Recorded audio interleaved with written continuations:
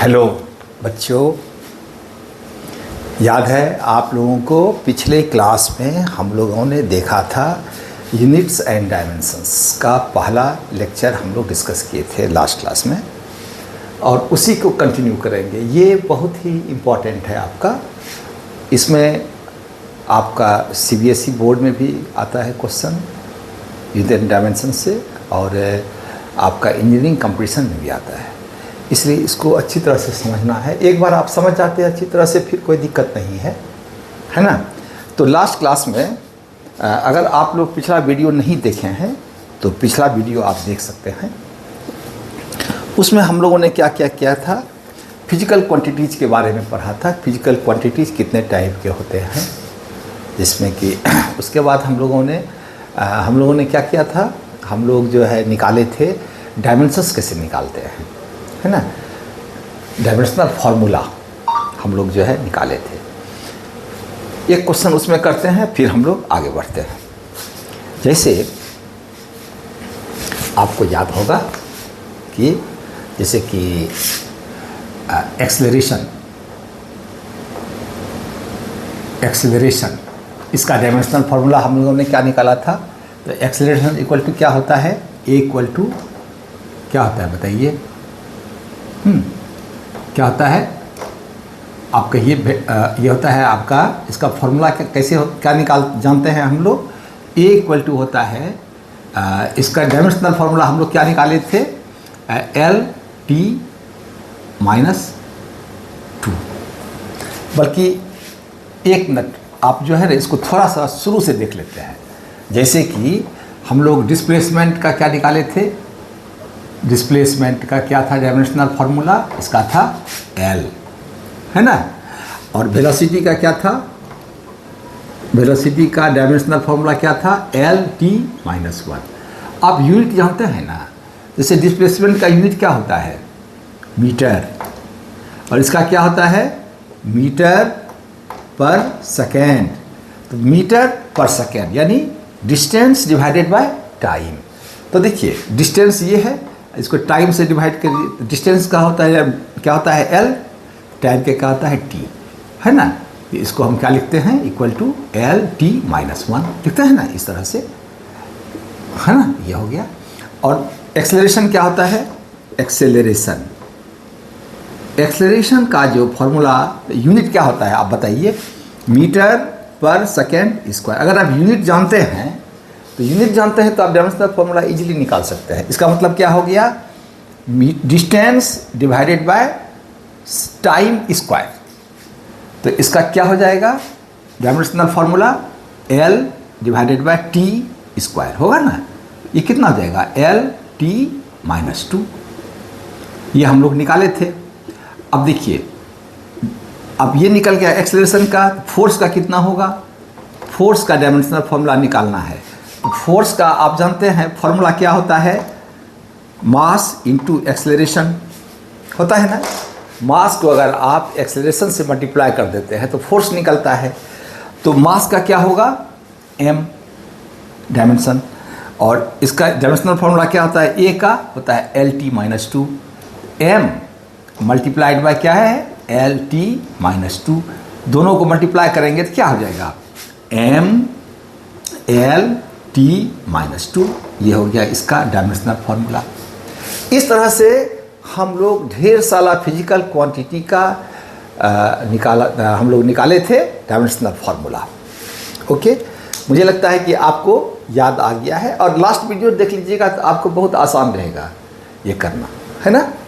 चलिए अब थोड़ा सा आगे बढ़ते हैं।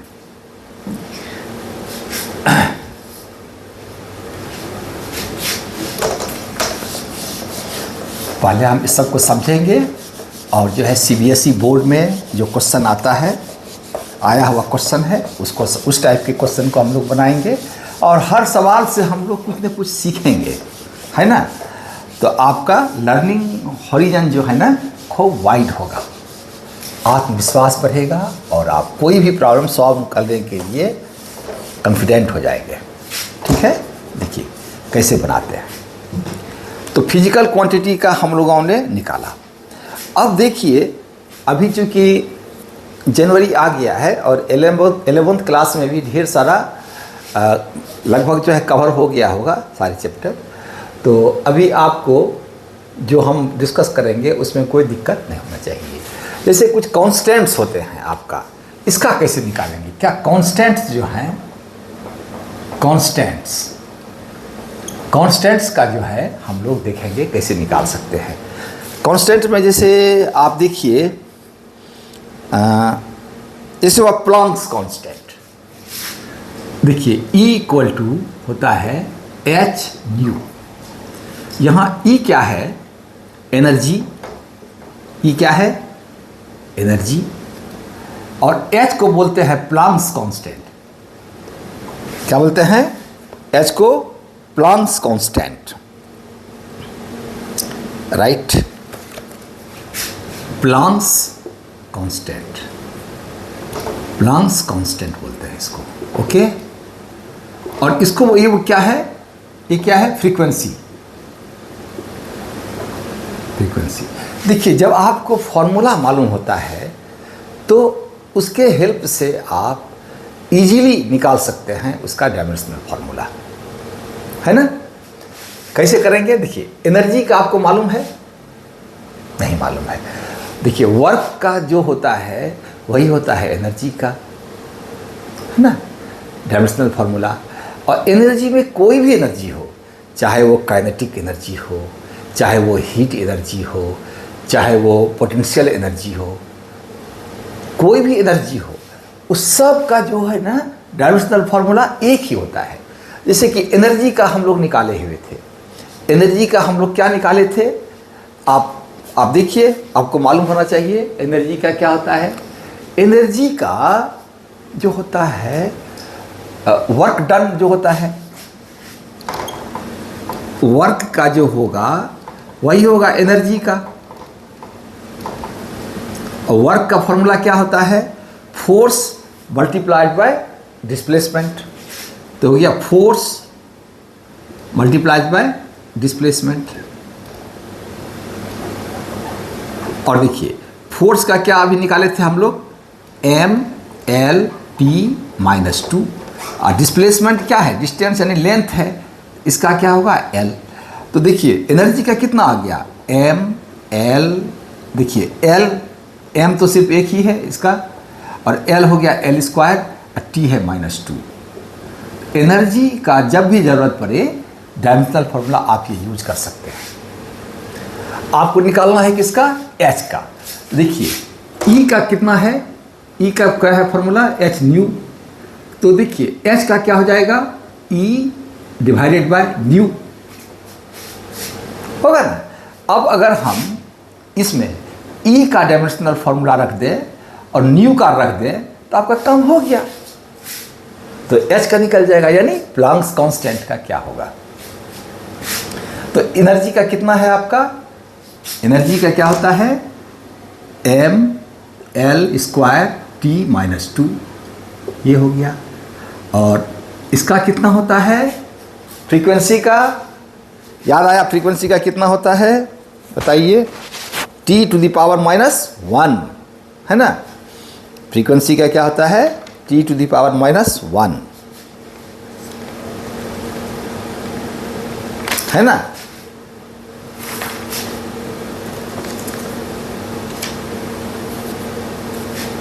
तो इसका क्या लिखेंगे? ये ऐसे लिखेंगे ना, न्यू नीचे है तो यहां नीचे क्या लिखेंगे? t⁻⁻1। ये हुआ, देखिए।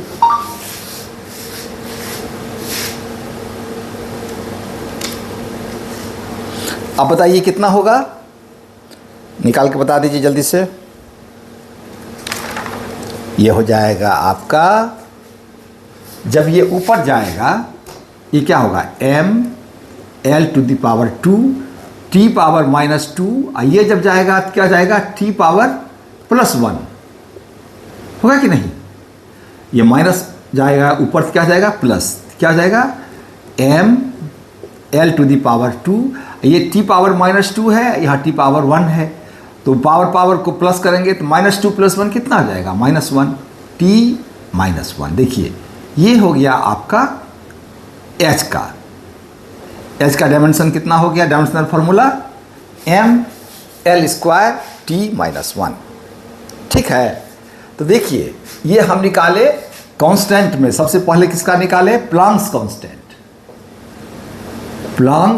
कांस्टेंट। इसका क्या होगा, कैसे हम लोग निकाले, हम इसका फॉर्मूला हमको मालूम था, फॉर्मूला लिए और जैसे h का निकाल दिए, कितना हुआ, h हो गया e divided by new. e का डायमेंशनल फॉर्मूला होता है ml² t-2 और न्यू का कितना होता है t⁻⁻1, है ना। तो इसको जो है सॉल्व कर दिए, सिंप्लीफाई कर दिए, तो कितना आ गया ml² t-1। ये हो गया प्लैंक्स कांस्टेंट। और भी तो कांस्टेंट हैं, जैसे आपका, जैसे नंबर 1 में ये लिए, जैसे देखिए आपका ग्रेविटेशनल कांस्टेंट,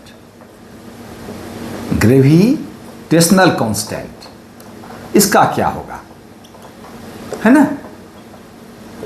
ग्रेविटेशनल कांस्टेंट का निकालना है, कैसे निकालेंगे, आपको याद होगा न्यूटन्स लॉ पढ़े हैं आप ग्रेविटेशन में, तो आपने क्या देखा था, उसमें होता था, आपने क्या फॉर्मूला था इसका, F = G m1 m2 divided by r²। याद आया, हाँ यही ना फॉर्मूला इसका। देखिए अब ये है क्या, हाँ फोर्स है, force between two bodies, force है ना, फोर्स ऑफ अट्रैक्शन। और जी क्या है, ग्रेविटेशनल कांस्टेंट। आर क्या है, दोनों ऑब्जेक्ट के बीच का डिस्टेंस है। जैसे कि एक ऑब्जेक्ट ये है, दूसरा ऑब्जेक्ट ये है, इसका मास है m1, इसका मास है m2, इस दोनों सेंटर टू सेंटर डिस्टेंस कितना है, ये डिस्टेंस कितना है r। तो f का वैल्यू क्या होता है, यही होता है F = ये जब फॉर्मूला हमको मालूम है तो हम फॉर्मूला से डायमेंशनल फॉर्मूला निकाल सकते हैं, इसका भी निकाल सकते हैं, है ना। और इस तो देखिए कैसे निकालेंगे, तो इसको आप नोट कर लीजिए, इसका स्क्रीनशॉट ले लीजिए।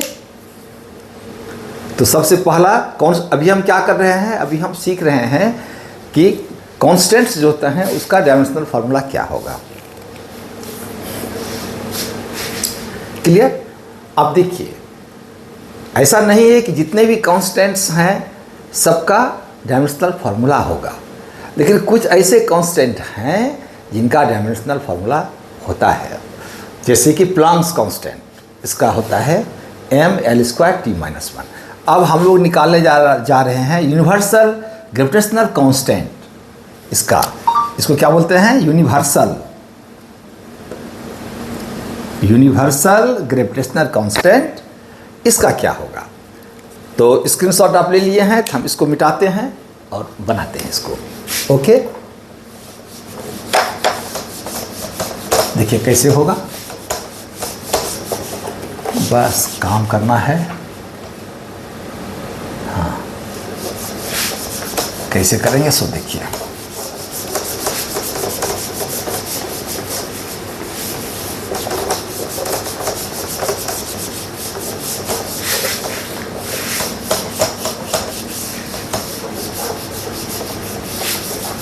लगता है ठंड की वजह से जल्दी से वाइप आउट नहीं हो रहा है ना।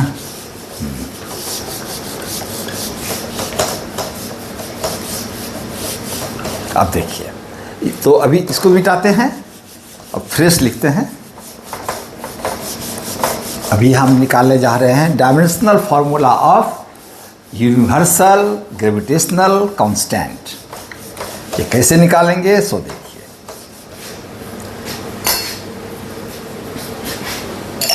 देखिए कैसे निकालते हैं, हमको मालूम है F = G m1 m2 divided by r²।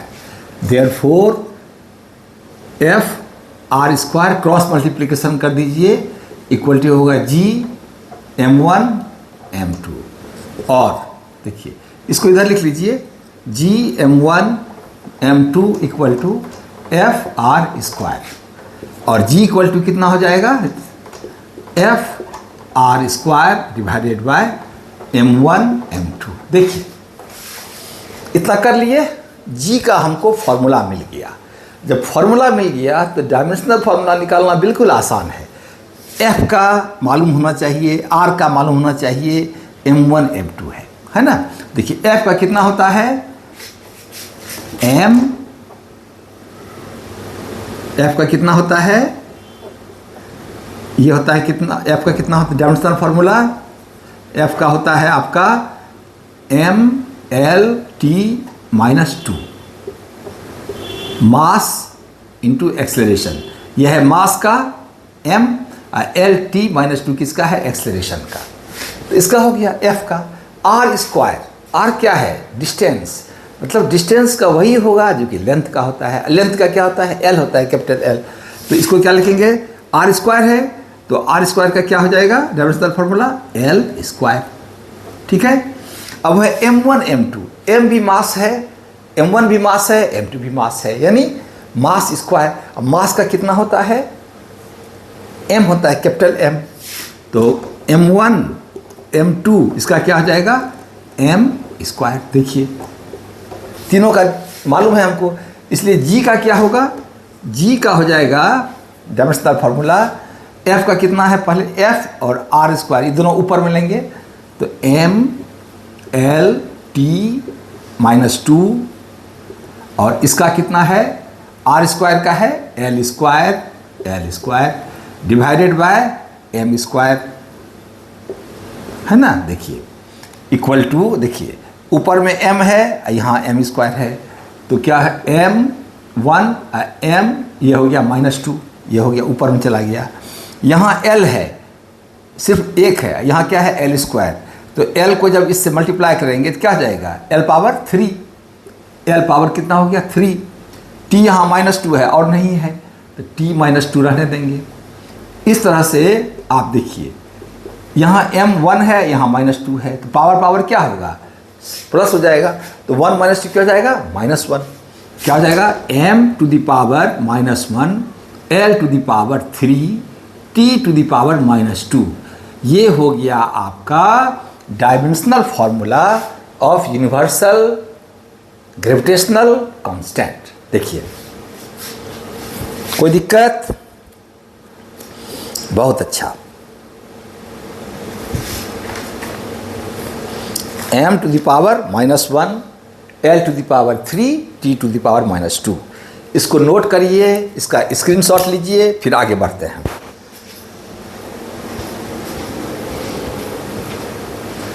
Five, 4, 3, 2, 1।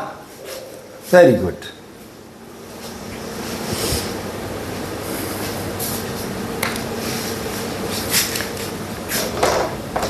तो अभी हम लोगों ने क्या सीखा, यूनिवर्सल ग्रेविटेशनल कांस्टेंट का डायमेंशनल फार्मूला हम कैसे निकालेंगे।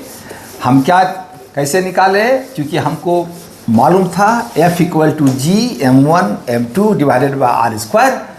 तो G का फार्मूला निकाले, उसके बाद जो बचा राइट हैंड साइड में जितना भी फिजिकल क्वांटिटी था सबका हमने डायमेंशनल फार्मूला डाल दिया और कट कुट कर दिया, और क्या हो गया काम।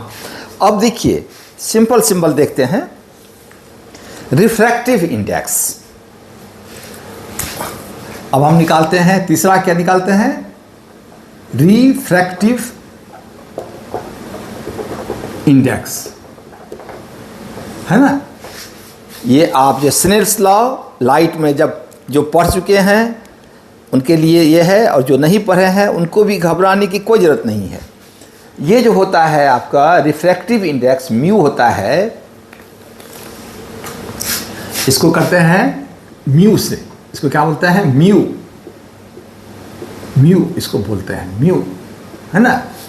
तो इसका फॉर्मूला होता है mu = speed of light in vacuum, speed of light in vacuum divided by speed of light in a medium. ठीक है, speed of light in vacuum divided by speed of light in a medium. Medium में water हुआ, glass हुआ, है ना, या कोई gas हुआ, इस टाइप का जो है मीडियम हो गया वो। वैक्यूम मतलब जहाँ की कोई गैस वगैरह कुछ नहीं है ना, एकदम वैक्यूम। तो इसका ये फॉर्मूला होता है। अब देखिए स्पीड ऑफ लाइट जो होता है, ये क्या है, speed of light, speed of light दोनों है। तो लाइट का स्पीड रहे, चाहे मोटरसाइकिल का स्पीड रहे, चाहे साइकिल का स्पीड रहे, चाहे वॉकिंग का स्पीड रहे, कोई भी स्पीड रहे, स्पीड मतलब स्पीड है। और उसका क्या होता है, स्पीड का डायमेंशनल फॉर्मूला क्या होता है मालूम है ना, LT⁻⁻1। कोई भी स्पीड रहे तो स्पीड ऑफ लाइट क्या हो गया, LT-1, और speed of light in medium ये भी क्या हो गया, LT-1। दोनों का एक ही होगा, और एक होगा तो ये कट गया नहीं, तो क्या हो गया, इसको आप बोल सकते हैं M0 L0 T0। मतलब क्या हो गया, डायमेंशन लेस हो गया। ये क्या हो गया, डायमेंशन लेस, डायमेंशन लेस। लेकिन सर ये भी एक आपके मन में सवाल उठता होगा कि सर अभी जो आपने बताया प्लांक्स कांस्टेंट वो भी कांस्टेंट, ग्रेविटेशनल कांस्टेंट वो भी कांस्टेंट, और ये भी तो कांस्टेंट ही है, रिफ्रैक्टिव इंडेक्स। तो इसका डायमेंशन लेस हो गया उस दोनों का डायमेंशन। इसका मतलब है कि फिजिकल कांस्टेंट जो है इसका जो है ये जो है आपका डायमेंशन लेस भी हो सकता है और डायमेंशन वाला भी हो सकता है, दोनों हो सकता है, केस टू केस देखना पड़ेगा। लेकिन ये क्लियर है कि जो कांस्टेंट है उसका डायमेंशन हो भी सकता है और नहीं भी हो सकता है ना। एक चीज़ यहाँ पर और देखिएगा, इसका यूनिट भी नहीं है कुछ, और जी जो था उसका यूनिट भी होता है। जी का यूनिट देखिए, प्लांक्स कांस्टेंट, प्लांक्स कांस्टेंट जो था हमारा के एच जो था ये था E/ν। ई क्या हो गया, एनर्जी, एनर्जी का क्या होता है, जूल होता है ना, और इसका क्या होता है, इसका क्या होता है 1 मतलब पर सेकेंड बोलिए इसको क्या बोलते हैं, सेकेंड माइनस, ये ऊपर जब जाएगा तो क्या हो जाएगा, joule second, joule second. Unit भी होता है प्लांक्स कांस्टेंट को और डायमेंशन भी होता है, लेकिन यहाँ देखिए डायमेंशन लेस भी है और इसका यूनिट भी कुछ नहीं है। तो थोड़ा सा फर्क महसूस करते चलिए, तब हम लोग कंक्लूजन में आपको बताएंगे, ठीक है।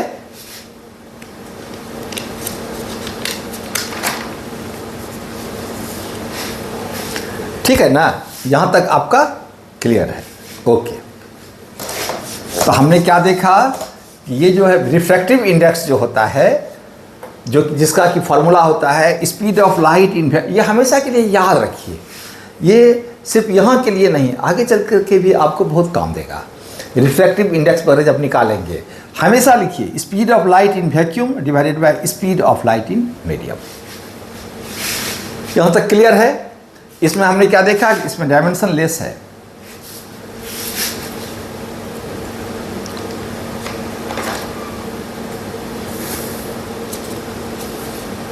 क्लियर, ठीक है। और चूंकि स्पीड डिवाइडेड बाय स्पीड है तो ये क्या है, यूनिट भी नहीं है इसमें। चलिए नेक्स्ट देखते हैं, नेक्स्ट कुछ निकालते हैं। इसको नोट कर लिया आप लोग ना, हाँ ठीक है।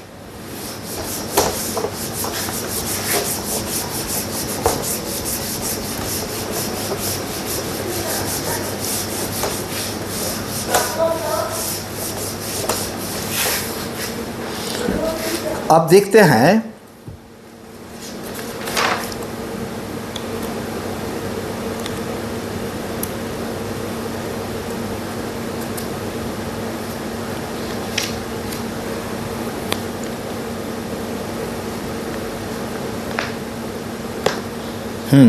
Boltzmann constant.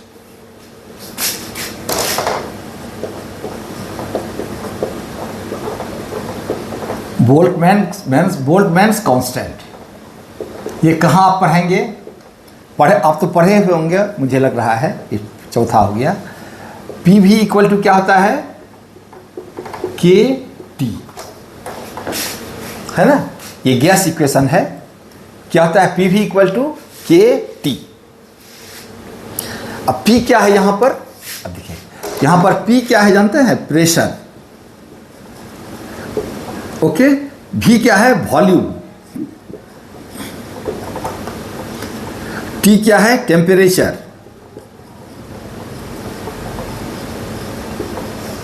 और के क्या है? यहां जो के है ये आपका है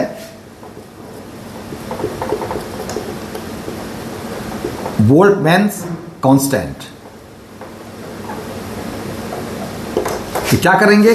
फॉर्मूला मालूम है, के इक्वल टू क्या हो जाएगा? पी भी डिवाइडेड बाय टी। पी भी डिवाइडेड बाय टी।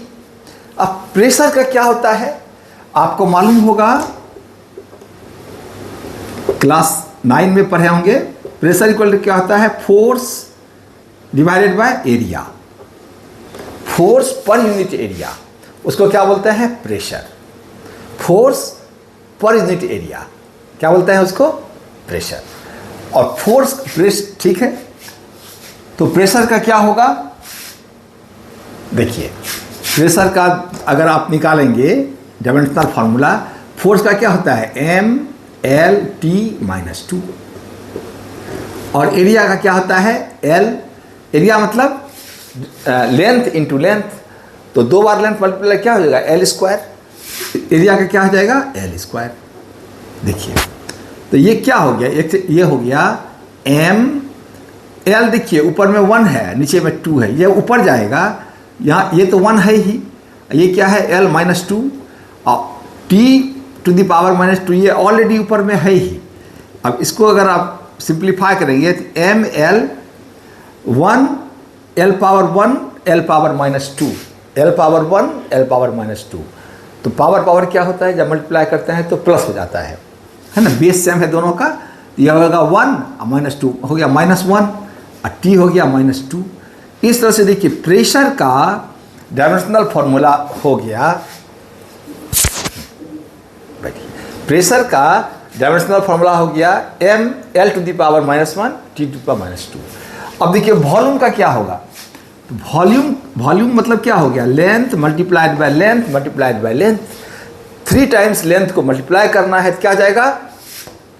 एल को पावर 3 हो गया। अब देखिए टी है, टी का कितना होगा? के, है ना। आपको टी का क्या हो जाएगा? के, कैपिटल के, है ना। अब सबको इसमें डाल दीजिए तो क्या होगा? के इक्वल टू हो गया आपका, पी का कितना निकाले हैं? M L -1 T to the power -2। P का हो गया। वॉल्यूम का कितना निकाले हैं आप? L power 3। और ये कितना हो गया? कैपिटल के, टेम्परेचर का, है ना। अब सबको एक साथ सिंप्लीफाई करना है। एम देखिए कहीं नहीं है, सिर्फ एम क्या है? एम है। एल देखिए यहाँ है -1, यहाँ है एल पावर 3। तो एल और एल को बेस से मल्टीप्लाई करेंगे तो क्या हो जाएगा? एल टू द पावर -1 + 3 क्या हो जाएगा? L square. ठीक है। टी देखेंगे, टी हो गया -2 और के जाएगा ऊपर तो क्या जाएगा? के टू द पावर -1। ये हो गया आपका बोल्ट्जमैन का कांस्टेंट। क्लियर हुआ ये? M L square. अब देखिए कहीं कहीं आपको मिलेगा एम एल स्क्वायर के -1 और टी -2, दोनों एक ही बात है ना। नॉर्मली जो है एम एल टी लिखते हैं, है ना। तो बीच में जो ये आएगा इसमें इधर ऐसे लिखिए चाहे ऐसे लिखिए, कोई दिक्कत नहीं है। तो कितना आ गया बोल्टमैन कांस्टेंट का? एम एल स्क्वायर के -1 टी पावर -2। देखिए इस तरह से ये जो बोल्टमैन कांस्टेंट है इसका यूनिट कितना होगा? देखिए यहाँ पी है, प्रेशर का यूनिट आप जानते हैं, वॉल्यूम का जानते हैं, टी का जानते हैं। इसको देख करके भी आप बोल सकते हैं केजी, मीटर स्क्वायर, है ना, पर केल्विन, है ना, और पर सेकेंड स्क्वायर, ऐसे करके आप बोल सकते हैं। तो ये हुआ आपका। तो इसमें हमने क्या देखा, ये डायमेंशन भी है बोल्ट्जमैन कांस्टेंट को, और क्या है, इसका यूनिट भी है, दोनों है। रिफ्रैक्टिव इंडेक्स क्या था, that is ratio of the same physical quantity, speed divided by speed, speed divided by speed. इसलिए जो है उसमें उसका यूनिट भी नहीं होता है। सेम चीज़ का रेशियो क्या होता है जानते हैं, यूनिट नहीं होता है उसका। ओके, अब देखिए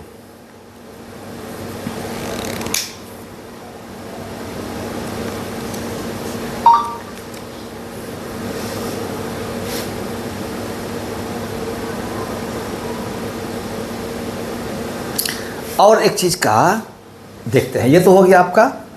ओके, और कौन सा कांस्टेंट है अब देखेंगे आगे, और किस कोई मिलेगा तो उसका निकालेंगे। जो आप नहीं पढ़े हैं तो ये नहीं करते हैं, लेकिन आप समझ गए कि कैसे निकालते हैं। ओके, बहुत अच्छा।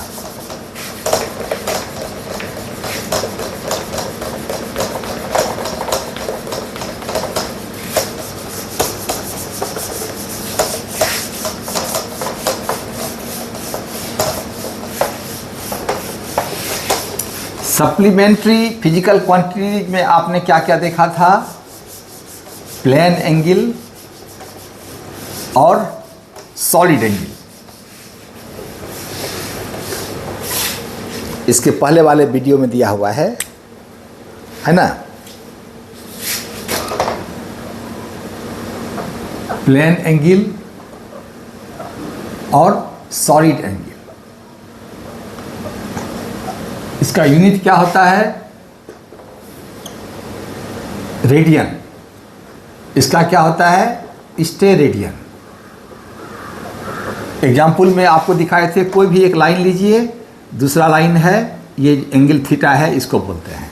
लेकिन सॉलिड एंगल में क्या होता है आपका, जैसे आपका जो कोन आइसक्रीम खाते हैं ना, सबसे बढ़िया एग्जाम्पल वही है आपका। ये वाला जो इस टाइप का जो होता है, ये जो होता है आपका, ये प्लेन एंगल नहीं है। ये जो एंगल होता है इसको बोलते हैं सॉलिड एंगल। सॉलिड एंगल देखिए, इस प्लेन, ये जो है आपका प्लेन एंगल और सॉलिड एंगल यूनिट होता है, लेकिन ये क्या होता है, डायमेंशन लेस। और ये भी क्या होता है, डायमेंशन लेस। क्लियर, ये आप ध्यान में रखिए। और ये दोनों क्या है, सप्लीमेंट्री फिजिकल क्वांटिटी है। ये दोनों क्या है,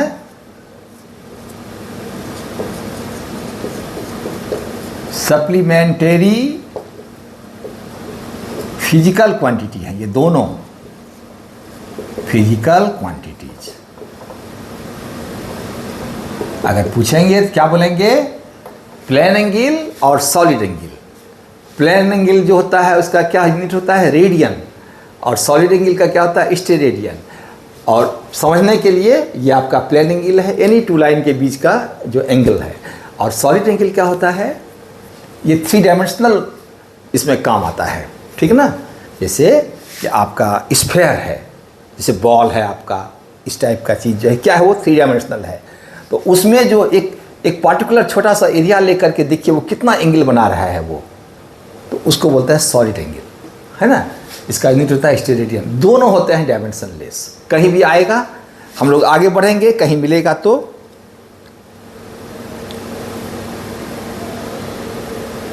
देखिए, कोई भी फिजिकल क्वांटिटी अगर डायमेंशन है तो यूनिट, कोई भी फिजिकल, ये कोई भी कांस्टेंट अगर है, अगर उसमें ये है आपका डायमेंशन है तो यूनिट होगा ही, है ना, तो यूनिट होगा ही। तो हम इसको बोल सकते हैं एक चीज़ और, any physical quantity, any physical quantity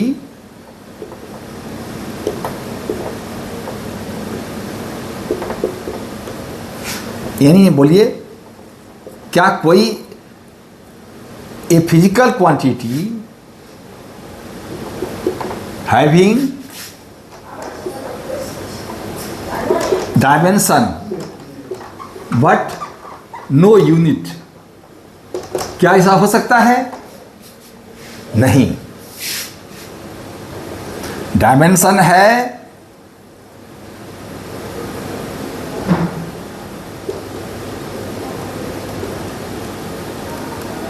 अगर डायमेंशन है तो यूनिट होना ही होना है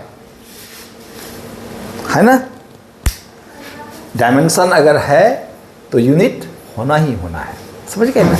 एक हम लोग देखे थे रिफ्रैक्टिव इंडेक्स में क्या होता है, तो ये क्लियर, इसको ध्यान रखिए। अगर कोई फिजिकल क्वांटिटी है, ठीक ना, उसको डायमेंशन अगर है, डायमेंशन मतलब क्या है? m और l और t और आपका k और a मतलब एम्पियर, है ना, ये सब का अगर कुछ ना कुछ वैल्यू अगर है कोई भी, तो उसको यूनिट तो होना ही होना है। तो ये कहना ऐसा कोई क्वांटिटी नहीं है जिसका डायमेंशन है लेकिन यूनिट नहीं है। ओके, ठीक है। तो अब हम लोग जो है यहाँ से आगे बढ़ते हैं और खूब इंटरेस्टिंग चीज़ पढ़ते हैं। इसको आप ले लीजिए, इसको नोट करिए, इसका स्क्रीनशॉट लीजिए, इसका स्क्रीनशॉट लीजिए, फिर आगे शुरू करते हैं।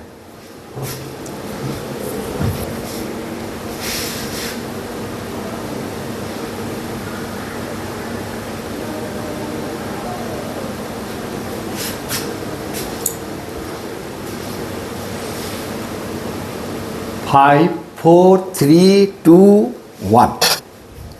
ओके,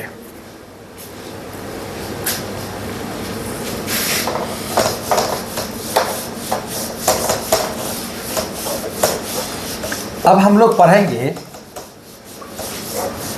अभी जो हम लोग डायमेंशनल फार्मूला वगैरह पढ़े हैं ना, हाँ, इसका एप्लीकेशन पढ़ेंगे, है ना। और इसके एप्लीकेशन पर जो है कुछ ऐसा सवाल करेंगे कि कोई भी क्वेश्चन आए वो हमारा छूटे नहीं। खूब बढ़िया से समझना है इसको।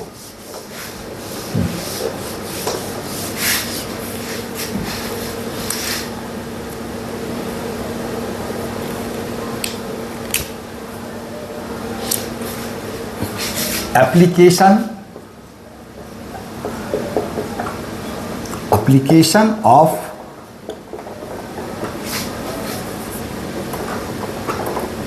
डायमेंशनल फॉर्मूला, है ना। एप्लीकेशन ऑफ डायमेंशनल फॉर्मूला पहला है आपका, फर्स्ट जो है वो है टू चेक डायमेंशनल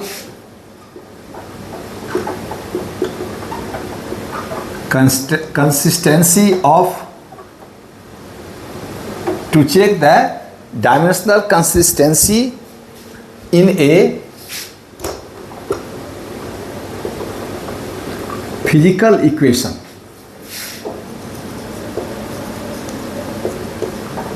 है ना। दूसरा क्या है,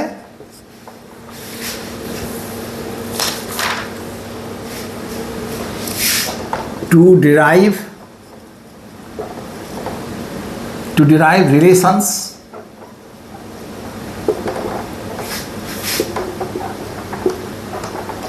between various physical quantities,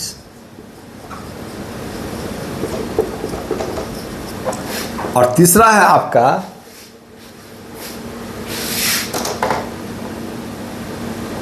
unit कन्वर्सन्स।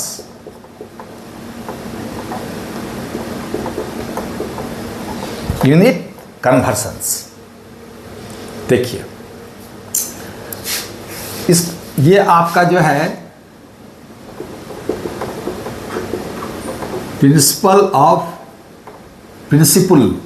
Principal of homogeneity, है ना, प्रिंसिपल ऑफ होमोजेनिटी। पहले इसको समझ लेते हैं ये क्या है, उसके बाद इसको जो है जब इसमें तीनों टाइप का जब प्रॉब्लम हम सॉल्व करेंगे तब बिल्कुल क्लियर हो जाएगा। जैसे देखिए पहले ये देखते हैं यूनिट कन्वर्सन। जानते हैं पहले जो था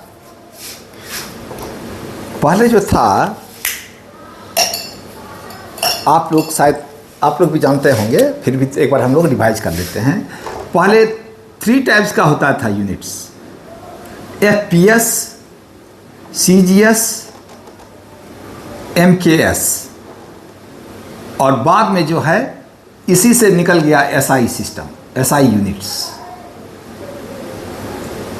FPS में क्या होता था, ये लेंथ का होता था फुट और मास का होता था पाउंड और टाइम का होता था सेकेंड। उसके बाद CGS में ये क्या है, लेंथ का क्या होता था सेंटीमीटर और मास में क्या होता था ग्राम और टाइम में क्या होता था सेकेंड।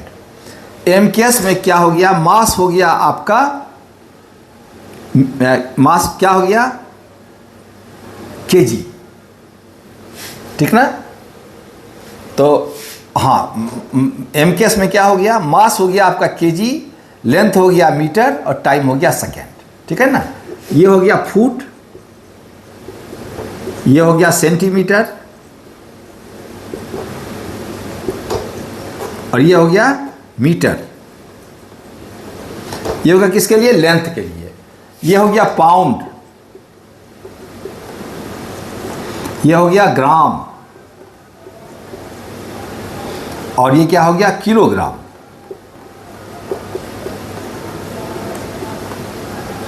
और इस समय टाइम जो है सब में सेकेंड ही था।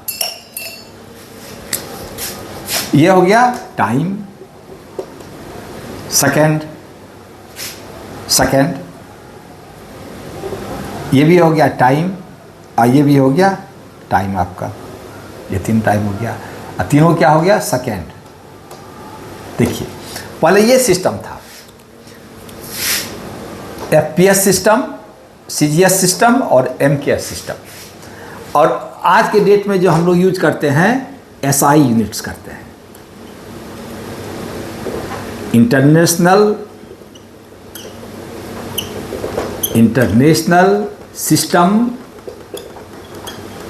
ऑफ यूनिट्स, ठीक है ना, इंटरनेशनल सिस्टम ऑफ यूनिट्स। अभी हम लोग क्या यूज करते हैं, अभी हम लोग जो पढ़ रहे हैं उसी को पढ़ रहे हैं, ये वाला।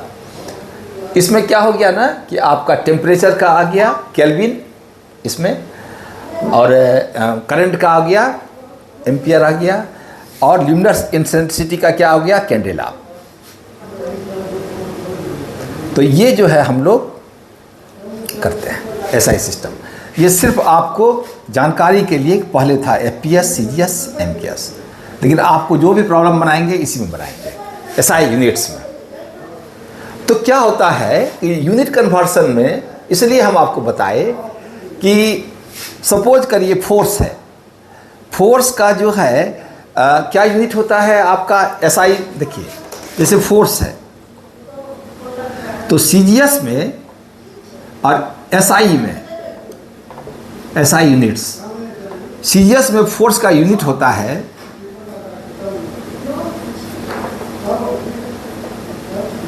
ठीक है। तो फोर्स का होता है इसमें क्या होता है बताइए, न्यूटन। ये SI में क्या होता है न्यूटन, इसमें क्या होता है डाइन। जैसे कि वर्क का है, CGS में होता है अर्ग, इसमें क्या होता है जूल, है ना। तो अगर आपको 1 न्यूटन में कितना डाइन होता है या निकालना हो, या 1 डाइन जो है कितना न्यूटन के इक्वल हो, उसी तरह से 1 जूल कितना अर्ग के इक्वल होगा, या 1 अर्ग जो है कितना जूल में होगा। मतलब एक यूनिट से दूसरे यूनिट में कन्वर्ट करना है, इसलिए बोलते हैं यूनिट कन्वर्सन। क्या बोलते हैं, है ना। तो इस तरह का सवाल अगर आपको पूछते हैं तो उसमें डायमेंशनल फार्मूला का यूज होता है और आप इजीली निकाल सकते हैं। यही कहने का मतलब है। ठीक है, तो ये तीसरा वाला क्लियर हो गया। डायमेंशनल फॉर्मूला जो है इसका एप्लीकेशन है यूनिट कन्वर्सन। अगर आप एक यूनिट में कितना एक न्यूटन में कितना डाइन होता है, अगर ये निकालना है आपको, ये आपको तुरंत काम आ जाएगा। उसी तरह से एक जूल में कितना अर्ग होता है, ये भी जो है आप निकालना चाहेंगे तो इसको यूज करेंगे और आपका काम हो जाएगा। ठीक है, तो इसीलिए इसमें भी कुछ सवाल हमें बनाना पड़ेगा और हम लोग बनाएंगे इसको, ऐसी कोई बात नहीं है, इसको सीखेंगे। ओके, दूसरा हो गया to derive relations between various physical quantity. जैसे कि फोर्स है, अगर हमको ये कहा जाए कि फोर्स का फॉर्मूला निकालो और गिवन दैट फोर्स जो है डिपेंड करता है मास पर और एक्सेलरेशन पर करता है डिपेंड, आप निकालिए। जैसे कि टाइम पीरियड ऑफ पेंडुलम है, time period of a pendulum, आपको अगर क्वेश्चन आएगा कि time period of a simple pendulum depends on length of the pendulum and acceleration due to gravity, तो फॉर्मूला निकालिए उसका क्या होगा। तो उसको किसे to derive relation between various physical quantity, उससे कैसे करेंगे अभी बताएंगे आपको। आपको एक फील दे रहा है, आपको फील करिए कि क्या क्या फ़ायदा है इससे। दूसरा है कि dimensional consistency of in a physical equation, एक फिजिकल इक्वेशन दिया हुआ है, रिलेशन दिया हुआ है और देखना है आपको कि उसमें डायमेंशनल कंसिस्टेंसी है कि नहीं। उसी को बोलते हैं प्रिंसिपल ऑफ होमोजेनिटी। मतलब क्या है कि इक्वेशन होगा तो लेफ्ट हैंड साइड होगा और राइट हैंड साइड होगा कि नहीं। इक्वेशन मतलब क्या होता है, उसमें LHS होता है और RHS होता है। तो लेफ्ट हैंड साइड में जो फिजिकल क्वांटिटी है और राइट साइड में जो फिजिकल क्वांटिटी है, क्या वो डायमेंशनली इक्वल है कि नहीं, इक्विवेलेंट है कि नहीं, वो हम चेक करते हैं इससे। वही कहते हैं डायमेंशनल कंसिस्टेंसी चेक करना है, वो हम चेक करते हैं इससे, उसी को है ना। अब कैसे करेंगे सो देखिए। तो 3 टाइप्स का एप्लीकेशन हम लोग देखेंगे। पहला है to check dimensional consistency in a physical equation, okay. दूसरा है to derive relations between various physical quantities, और तीसरा है यूनिट कन्वर्सन, है ना, और फिजिकल क्वांटिटी आप बोल सकते हैं। जैसे फोर्स है, उसका सीजीएस में है इतना, सीजीएस में आपको कितना है, और एफपीएस ये एमकेएस ये एसआई में कितना है, दोनों के बीच में क्या रिलेशन है ना, वही सब चीज़ है इसमें। तो इसको आप नोट करेंगे। इसी चीज़ में हम लोग ऐसे ही एक नज़र देखिए कि अभी तो हम लोग ये यूज करते हैं, इसके पहले क्या क्या था हम लोग पढ़े थे ना, तो ये सब भी था, 3 सिस्टम था, एफपीएस था, सीजीएस था और एमकेएस था। तो एज मतलब जो है ना फिजिक्स का student, you must know also about these earlier system of units. As engineer आप आगे जा कर के इंजीनियर बनेंगे, है ना, तो आपको जानना चाहिए सब। ठीक है, ओके। इसका स्क्रीनशॉट लीजिए।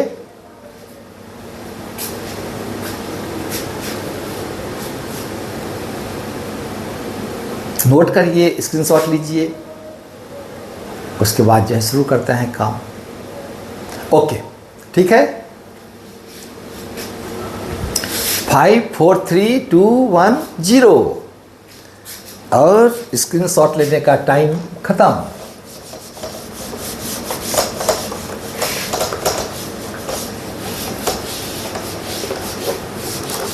खूब ध्यान से सुनिए, हाँ समझिए, बस फिजिक्स में यही तो है।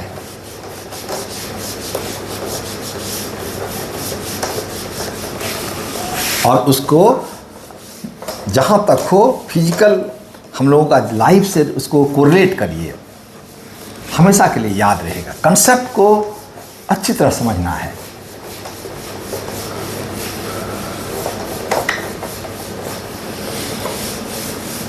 एक सवाल पूछें, क्या आप किसी फिजिकल क्वांटिटी का नाम बता सकते हैं क्या कोई ऐसा फिजिकल क्वांटिटी होता है जिसमें डायमेंशन हो लेकिन यूनिट ना हो? वेरी गुड, सही, ऐसा नहीं होगा।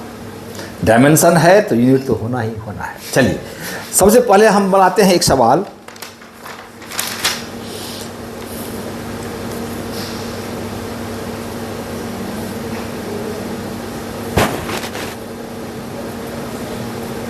क्या बताते हैं? चलिए, यूनिट कन्वर्सन में एक सवाल है।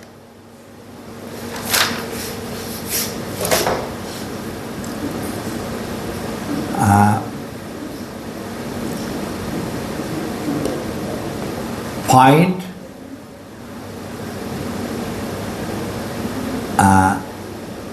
रिलेशन, क्या, चलिए ये इतना दमदार नहीं हुआ। Convert 1 newton into dyne. कितना? 1 न्यूटन। 1 न्यूटन जो है 1 newton equal to dash dynes, है ना? Fill in the blank. 1 newton में कितना डाइन होता है? जैसे 1 मीटर में जैसे होता है ना, 1 मीटर में 100 सेंटीमीटर होता है ना, होता है कि नहीं? होता है। उसी तरह से 1 मीटर में 100 सेंटीमीटर होता है, तो हम निकालेंगे 1 न्यूटन में कितना डाइन्स होता है। ठीक है, तो कैसे निकालेंगे? अब वही काम कर रहे हैं, कैसे निकालना है, निकालते हैं इसको। देखिए, इसमें आप जो है या कन्वर्ट 1 न्यूटन इंटू डाइन। चलिए यही क्वेश्चन है, क्वेश्चन नंबर 1। कैसे करेंगे इसको? इसको बनाने के लिए जो है सबसे पहले आप जान लीजिए, फॉर्मूला एक नोट करिए, N1 U1 equal to N2 U2। ये जो है आपका, ये फॉर्मूला आप नोट कर लीजिए। अब देखिए, फॉर्मूला समझ में आ जाएगा। आप देखिए, फोर्स, न्यूटन क्या है? फोर्स है ना। तो फोर्स का क्या होता है? फोर्स है, इसका डायमेंशनल फॉर्मूला क्या होता है? MLT-2। क्या होता है? MLT-2। ठीक है, अच्छा। और फोर्स का यूनिट क्या होता है? फोर्स का यूनिट क्या होता है? केजी मीटर, इसी से देखिए, केजी मीटर पर सेकेंड स्क्वायर, यही ना होगा, केजी मीटर पर सेकेंड स्क्वायर।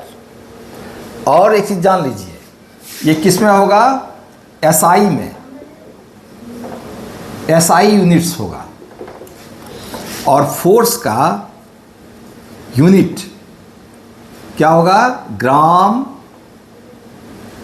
ग्राम सेंटीमीटर पर सेकेंड स्क्वायर। ये किस में होगा? सीजीएस सिस्टम में। ये जान लीजिए, फोर्स का सबसे पहले देखिए डायमेंशनल फॉर्मूला क्या होता है? इतना होता है। और फोर्स का यूनिट है केजी, इसी से निकाल लीजिए, केजी मीटर। न्यूटन वाला भी छोड़ दीजिए, ये हो गया 1 न्यूटन के इक्वल। क्या हो गया? 1 न्यूटन हो गया। ये हो गया 1 डाइन। ठीक है, तो क्या होता है आपका? इसमें फोर्स का यूनिट एसआई में क्या होता है? केजी मीटर पर सेकेंड स्क्वायर। इसी को बोलते हैं 1 न्यूटन। अब फोर्स का यूनिट सीजीएस सिस्टम में क्या होता है? ग्राम, इसके लिए मास के लिए ग्राम, लेंथ के लिए सेंटीमीटर, और समय के लिए क्या हो गया? पर सेकेंड स्क्वायर। ये होता है, इसको बोलते हैं 1 डाइन। ठीक है, अब देखिए, अब क्या करिए, सबसे आसान तरीका है, इतना कर लिए। अब देखिए, यहाँ लिखिए एसआई यूनिट्स, यहां लिखिए CGS यूनिट्स, ठीक है। N1 कितना दिया हुआ है 1 न्यूटन, ये क्या है N1 इक्वल टू क्या है 1 न्यूटन, ओके। N2 क्या है हमें निकालना है, कितना डाइन है ये निकालना है, ठीक है। इससे हम कन्वर्ट कर रहे हैं इसमें। N1 दिया हुआ है 1 न्यूटन, N2 हमको निकालना है। N2 हो गया क्वेश्चन। U1 क्या हुआ देखिए, U1 बोल नहीं बल्कि μ1 बोलिए इसको, μ1 बोलते हैं इसको। तो μ1 कितना हो गया, μ1 इक्वल टू हो गया, ये जो आपका डायमेंशनल फॉर्मूला है ना, क्या हो जाएगा M1 L1 T1 to the power -2, okay. और यहाँ μ2 कितना हो जाएगा, μ2 इक्वल टू हो गया M2 L2 T2 to the power -2। देखिए ये हो गया डायमेंशनल फॉर्मूला इधर, ठीक है, ओके। अब जो आगे वाला पार्ट है उसको हम किस रेड कलर से बनाते हैं, यहां तक हो गया। तो अब देखिए ये क्या है N1 μ1 equal to N2 μ2, therefore क्या निकालना है N2 इक्वल टू, N2 कितना हो जाएगा आपका, बल्कि अभी एक लाइन और लिखिए, और N1 कितना है आपका 1 है, और μ1 कितना है ये वाला है ना M1 L, ये है, लिखेंगे M1 L1 T1 -2 equal to N2 निकालना है, और इनटू क्या हो जाएगा M2 L2 T2 -2। देखिए इतना समझ में आया। अब N2 क्या होगा, इसको एक बार इधर लिख लीजिए, N2 क्या हो गया M2 L2 T2 to the power -2 equal to M1 L1 T to the power T1 to the power -2। इस तरह से लिख लीजिए आप फॉर सिंप्लिसिटी, कुछ बच्चों को ज़्यादा क्लियर होगा इससे। डायरेक्ट भी हम यहाँ से कर सकते थे, लेकिन एक स्टेप और ले लिए। अब देखिए N2 इक्वल टू क्या होगा, N2 इक्वल टू देखिए ये जो है इससे इसको इससे डिवाइड कर देंगे, क्या होगा M1 L1 T1 to the power -2 divided by क्या हो जाएगा M2 L2 T2 to the power -2, इससे डिवाइड कर दिए इसको। यहां तक क्लियर है। जो भी प्रॉब्लम आएगा एकदम ठीक इसी तरह से इसको बनाना है, ओके। अब एक स्टेप और इसमें लेते हैं, इसको आप लिख सकते हैं M1 बाय M2, कोई दिक्कत, L1 बाय L2 एक साथ ले लीजिए, T1 बाय T2, इस पर पावर कितना हो जाएगा -2। विजिबल है आपको, देखिए तो होना चाहिए, हाँ ठीक है, यहां तक हो गया, राइट। अब हम लेफ्ट हैंड साइड वाले को यहां पर इसको हम बनाते हैं। कहाँ बनाया जाए इसको, चलिए इसको आप नोट कर लीजिए, स्क्रीनशॉट ले लीजिए, फिर हम अगला स्टेप इधर बनाएंगे और वो लिखेंगे ब्लू कलर से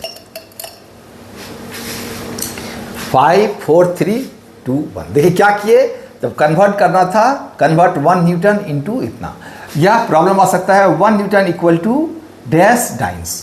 क्या करेंगे, ये फॉर्मुलाइज करेंगे N1 μ1 इक्वल टू N2 μ2। ये वाला है ना, ये जो है जिसको निकालना है N2 निकालना है, ये आपको दिया हुआ है, और ये डायमेंशनल फार्मूला है। क्या है μ1 μ2 क्या है, dimensional formula, okay. Dimensional formula इतना है, यहाँ तक आप समझ गए हैं। फोर्स का क्या होता है इसमें 1 न्यूटन ऐसा यूनिट में, और इसका यूनिट होता है CGS में डाइन। और इधर लिखिए 2 कॉलम बनाइए, इधर इसको लिखिए। चलिए अब यहाँ से हम आगे आप लोग नोट कर लिए हैं, स्क्रीनशॉट ले लिए हैं, ठीक है। अब क्या करते हैं, इधर ब्लू वाले को मिटा रहे हैं और इधर करेंगे ब्लैक से लिख देंगे, ज़्यादा अच्छा रहेगा। यहीं से चलते हैं। देखिए N2 इक्वल टू, पहला चीज़ क्या है, M1 बाय M2। M1 क्या है, SI यूनिट में है ना, M2 कितना है,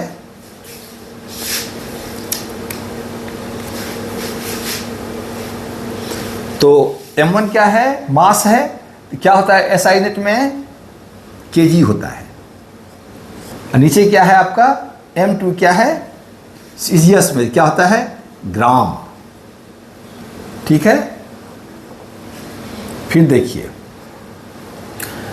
यह है L1, L1 क्या है, मीटर, यह नीचे क्या है, सेंटीमीटर, और इधर क्या है आपका, ये भी सेकेंड, नीचे भी सेकेंड, टू द पावर -2। देखिए ये जो है केजी, यहाँ है ग्राम, तो इसको कन्वर्ट कर दीजिए तो क्या हो जाएगा, 1000 डिवाइडेड ग्राम डिवाइडेड बाय 1 ग्राम, है ना, ये हो गया। और इधर देखिए 100 सेंटीमीटर डिवाइडेड बाय ये वाला सेंटीमीटर, ये तो देखिए सेकेंड सेकेंड है, कट गया कुछ, है ना, ये खत्म। तो अभी हमको अब क्या मिला, देखिए 100000, ये सब कट गया, ये नंबर हमको मिला, कितना मिल गया, 10 टू द पावर 5, क्या बचा, 10 टू द पावर 5। और इसको यहाँ पर हम 1 बाय 1 लिख दीजिए, कट गया तो, क्योंकि इसमें भी ये भी 1 सेकेंड, ये भी 1 सेकेंड है, तो क्या हो गया, 10 टू द पावर 5, और ये क्या हो जाएगा, डाइन, है ना। तो N2 इक्वल टू क्या हो गया, इतना हो गया। Therefore 1 newton is equal to 10 to the power 5 dynes. ये हो गया आपका आंसर, है ना, ये हो गया। ये फिल इन द ब्लैंक यहाँ कर दीजिए, 10 टू द पावर 5 डाल दीजिए, या ये है तो ये आंसर आपका हो गया। और अगर याद है तो डायरेक्टली दीजिए, है ना, क्योंकि प्रॉब्लम बनाते बनाते याद हो जाता है, और ऑब्जेक्टिव क्वेश्चन अगर है तो तुरंत फिलअप कर दीजिए। ये क्लियर हो गया आपको, ठीक है। एक सवाल इसमें और बना सकते हैं, तब आ जाएगा कॉन्फिडेंस आपको, है ना।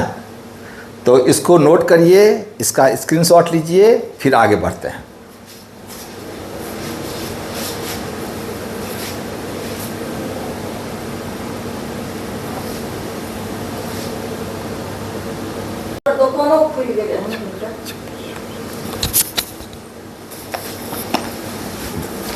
अब हम लोग दूसरा सवाल बनाएंगे,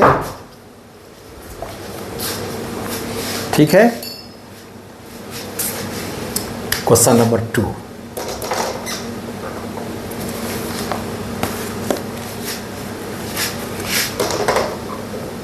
find the value of G in CGS units. कैसे बनाएंगे इसका, सबसे पहले आपको ये सवाल बनाने के लिए क्या चाहिए, आप जानते हैं F इक्वल टू क्या होता है, G M1 M2 divided by R square. इससे G निकल जाएगा F R square M1 M2। और हम लोगों ने इसका निकाला है डायमेंशनल फॉर्मूला, क्या होता है, इसका होता है आपका M-1 L3T-2, L3T-2। अभी जस्ट हम लोगों ने निकाला है इसको, M to the power -1 L to the power 3 T to the power -2, ये निकल गया। अब देखिए N1 μ1, और इधर क्या हो गया N2 μ2। ठीक है, ओके। N1 यहां पर क्या होगा, तो आपको दिया हुआ रहेगा, इफ आपको दिया हुआ रहेगा आपको G equal to 6.67 into 10 to the power -11 newton metre square पर केजी स्क्वायर, यह आपको दिया हुआ रहेगा और आपको निकालना है CGS यूनिट में। कैसे निकालेंगे, तो N1 कितना हो गया, N1 इक्वल टू हो गया 6.67 इंटू 10 पावर -11। और देखिए μ2 क्या होगा, सॉरी यहाँ μ1 होगा, तो μ1 कितना होगा आपका, μ1 होगा आपका ये वाला M1 to the power -1 L1 to the power 3 T1 to the power -2। और इधर क्या होगा आपका μ2 क्या हो जाएगा, M2 to the power -1 L2 to the power 3 T2 to the power -2। यही होगा। अब देखिए यहाँ M1 किस में होगा, केजी, L1 किस में होगा, मीटर, और T1 किस में होगा, सेकेंड। और यहाँ M2 किस में होगा, मास है ना, ग्राम, नहीं M2 क्या है, ये सेंटीमीटर होगा, हाँ ग्राम होगा। और L2 क्या होगा आपका, सेंटीमीटर, और T2 क्या होगा, सेकेंड। इतना चीज़ आपको सब क्लियर हो गया। अब देखिए हमको निकालना क्या है, μ2, तो कैसे करेंगे,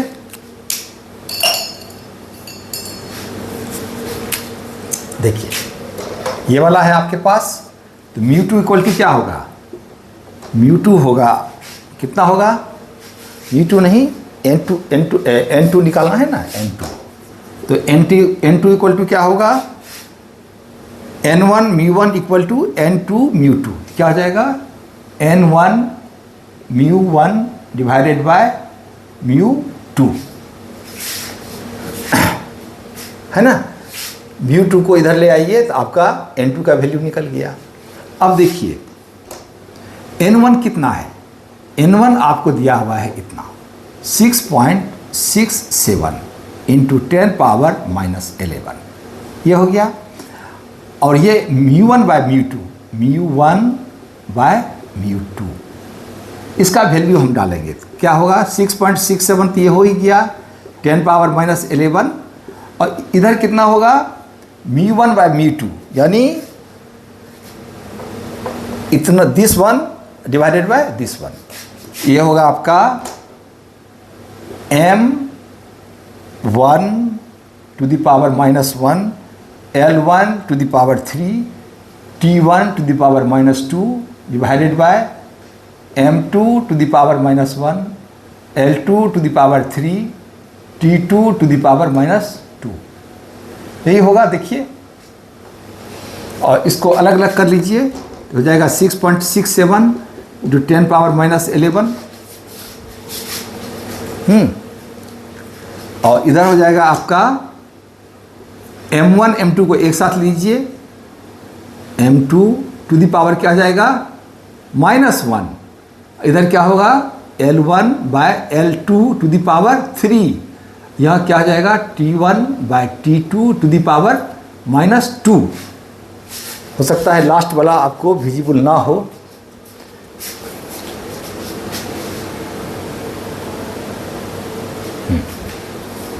ये वाला विजिबिलिटी लग रहा है कि नहीं हो रहा होगा आपको ठीक से, इसको फिर से लिखना पड़ेगा। यहाँ से फिर से इसको लिखते हैं। ये होगा आपका, ये हो गया आपका 6.67 into 10 power -11 multiplied by μ1 by μ2, क्या हो जाएगा, μ1 कितना है, M1 to the power -1, L1 to the power 3, T1 to the power -2 divided by M2 to the power -1, L1 to the power 3, L2 power 3 and T2 to the power -2। अब ये दिख रहा होगा, है ना? ठीक है, इसको अलग अलग कर लीजिए। क्या आ जाएगा? 6.67 इंटू 10 पावर -11। देखिए M1 बाय M2 पावर इतना है, इसको आप लिख सकते हैं M2 bye M1 to the power 1। और इसमें क्या लिखेंगे? L क्या कर दिए? माइनस है ना, तो इसको ऊपर ले गए, इसको नीचे ले आए, तो क्या हो गया? पावर 1 हो गया। L1 bye L2 to the power 3। और यहाँ पर क्या कर दिए? यहाँ पर कर दीजिए आप T2 divided by T1 to the power 2। सब पावर पॉजिटिव कर लिए। अब अगर हम वैल्यू डालेंगे 6.67 इंटू 10 पावर -11, यहाँ क्या होगा? M2 बाय M1 है। M2 क्या होगा? सेंटीमीटर, सॉरी ग्राम, M1 क्या होगा? किलोग्राम। ये हो जाएगा 1 ग्राम डिवाइडेड बाय 1000 ग्राम। देखिए 1 ग्राम इक्वल टू 1000 ग्राम। और इधर देखिए L1 बाय L2, तो L1 क्या है? मीटर में है, तो इसको बदलेंगे सेंटीमीटर में, तो क्या आ जाएगा? 100 centimetre divided by 1 centimetre power 3। यहाँ हो गया सेकेंड डिवाइडेड बाय, इसमें 1 बाय 1 कर दीजिए, तो इतना हो गया। ये विजिबल है आपको? हाँ, ठीक है, बस इसको नोट करिए, इसका स्क्रीनशॉट लीजिए। अब क्या करेंगे? वैल्यू सब डाल दिए हैं, इस सब को आप जो है ना, जिसको काटना है, जैसे कि 100 यहाँ है, यहाँ पर ही है, तो ये 0 इसे कट जाएगा। देखिए क्या होगा? देखिए 100 है, तो इसका 2 0 कट गया, यहाँ 10 बचा, है ना? तो आप क्या देखेंगे? इसका वैल्यू कितना आता है? हाँ देखिए M1 बाय M2, ठीक है। यहाँ क्या है? पावर 3 है ना जी, यहाँ पावर क्या है? 3। L1 बाय L2 में क्या पावर है? 3। तो यहाँ नीचे क्या आ जाएगा? 6.67 into 10 power -11 into 1 divided bye 10 power 3 हो जाएगा। देखिए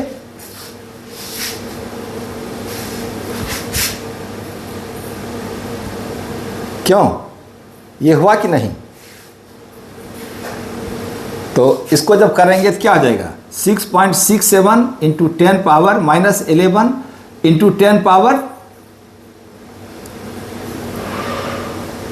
ये थोड़ा सा कंफ्यूजिंग है, यहाँ लिखना ठीक नहीं है, यहाँ तक नोट करिए।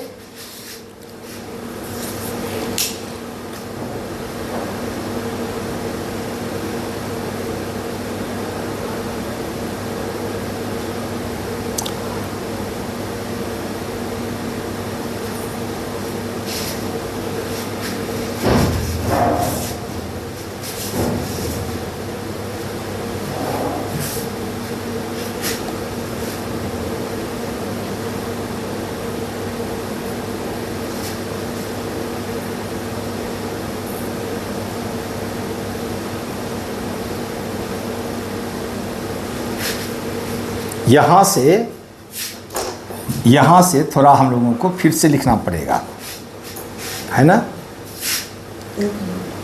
हाँ, एक मिनट। यहाँ से हम लोगों को फिर से एक बार लिखना पड़ेगा। देखिए 6.67 इंटू 10 पावर -11। अब देखिए यहाँ पर क्या है? यहाँ होगा ग्राम, यहाँ पर होगा 1000 ग्राम पावर 1, है ना? यहाँ देखिए क्या होगा? L1 कितना है? 100 सेंटीमीटर, और L2 क्या है? 1 सेंटीमीटर। इस पर पावर कितना हो गया? 3। यहाँ 1 कर दीजिए, पावर हो गया 2। यहाँ के बाद जो है, यहाँ तक आप नोट करिए, फिर कैलकुलेट करते हैं, आगे बढ़ते हैं।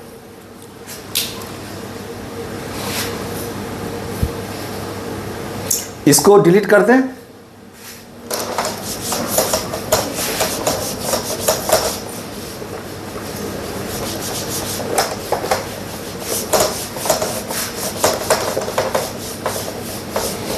अब देखिए क्या है, equal to 6.67 into 10 power minus 11 into 1 divided by 1000, और यहाँ क्या है 100 पर पावर 3 है, तो क्या हो जाएगा 10 पावर 2 हो गया, 10 पावर 2 टू दी पावर 3 है ना, डिवाइडेड बाय इंटू 1/1। ये आपको कितना आता है 6.67 into 10 power minus 11 into 10 power 3, यहाँ कितना हो गया 10 पावर 6 हो गया। तो ये अगर इसको कट करते हैं तो यहाँ क्या बचता है 10 पावर 3। अब देखिए 6.67 into 10 power minus 11 into 10 power 3, इतना कितना हो गया 6.67 इंटू 10 पावर, बेस सेम है 10 तो कितना माइनस 11 प्लस 3 कितना आ जाएगा 8 माइनस 8 है ना। तो आपका n2 का वैल्यू कितना हो गया, n2 का वैल्यू इतना आया है ना, इतना आया। ओके, तो यूनिट क्या हो जाएगा, ये हो जाएगा आपका 6.67 इंटू 10 पावर माइनस 8, और इसका यूनिट लिखेंगे, हाँ फॉर्मूला में देखिए फॉर्मूला क्या था, यूनिट कितना लिखेंगे इसका, जी इक्वल टू क्या था FR² डिवाइडेड बाय ये आया था, लिखेंगे इसका कितना लिखेंगे dyne centimetre square divided bye, यहाँ m² है ना, ग्राम स्क्वायर, क्या लिखेंगे डिवाइडेड बाय ग्राम स्क्वायर। देखिए ये होगा आपका डाइन सेंटीमीटर पर ग्राम स्क्वायर, या इसको ऐसे भी लिख सकते हैं आप ग्राम स्क्वायर। देखिए ये हुआ आपका GM ग्राम, ये हो गया n2 का वैल्यू इतना आ गया। ठीक है, ओके, इसको नोट करिए, इसका स्क्रीनशॉट लीजिए।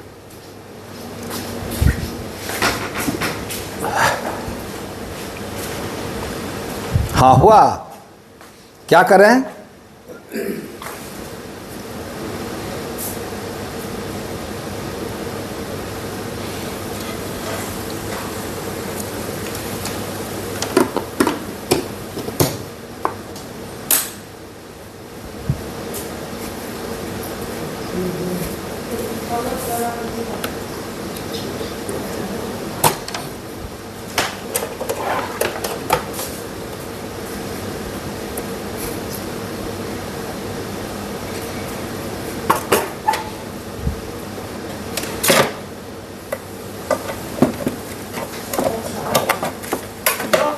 हमसे नहीं हो पाया पता होगा, हम हैं ना, अब काम करने दीजिए।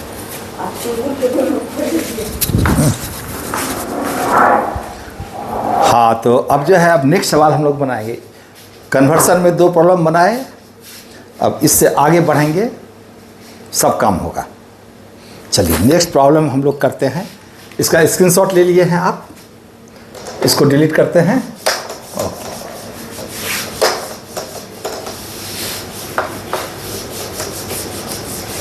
खुद प्रैक्टिस करिएगा और कैलकुलेशन में सिंप्लीफिकेशन में ध्यान दीजिएगा।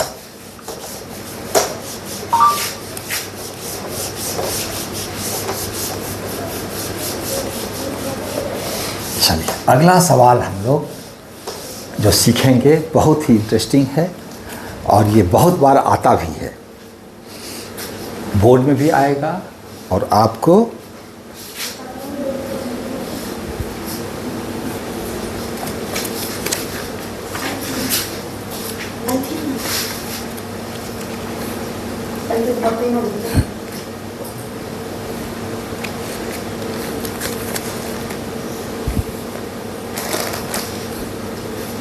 क्वेश्चन है,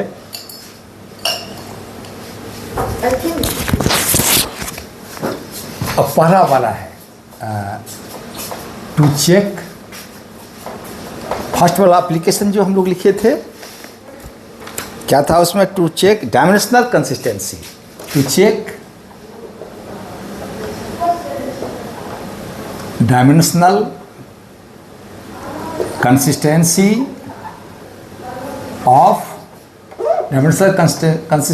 of physical equation। एक फिजिकल इक्वेशन दिया हुआ है आपको, है ना, इसका चेक करना है डायमेंशनल कंसिस्टेंसी। कैसे बनाएंगे इसको, है ना, वही देखना है। सपोज करिए आपको एक छोटा सा सवाल जो है, question number 1, find the dimension of A and B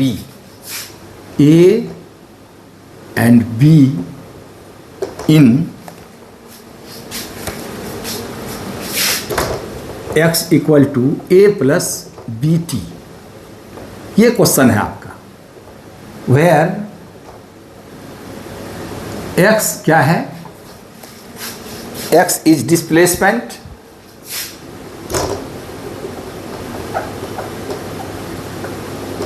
and t equal to time. ये आपको एक फिजिकल रिलेशन दे दिया, इक्वेशन दे दिया, और उसमें ये दिया हुआ है x equal to A plus BT, और कहता है कि A का निकालो डायमेंशन क्या होगा और B का डायमेंशन क्या होगा, है ना। देखिए, और ये दिया हुआ है x क्या है डिस्प्लेसमेंट और t क्या है टाइम, और हमको निकालना है A और B का डायमेंशन।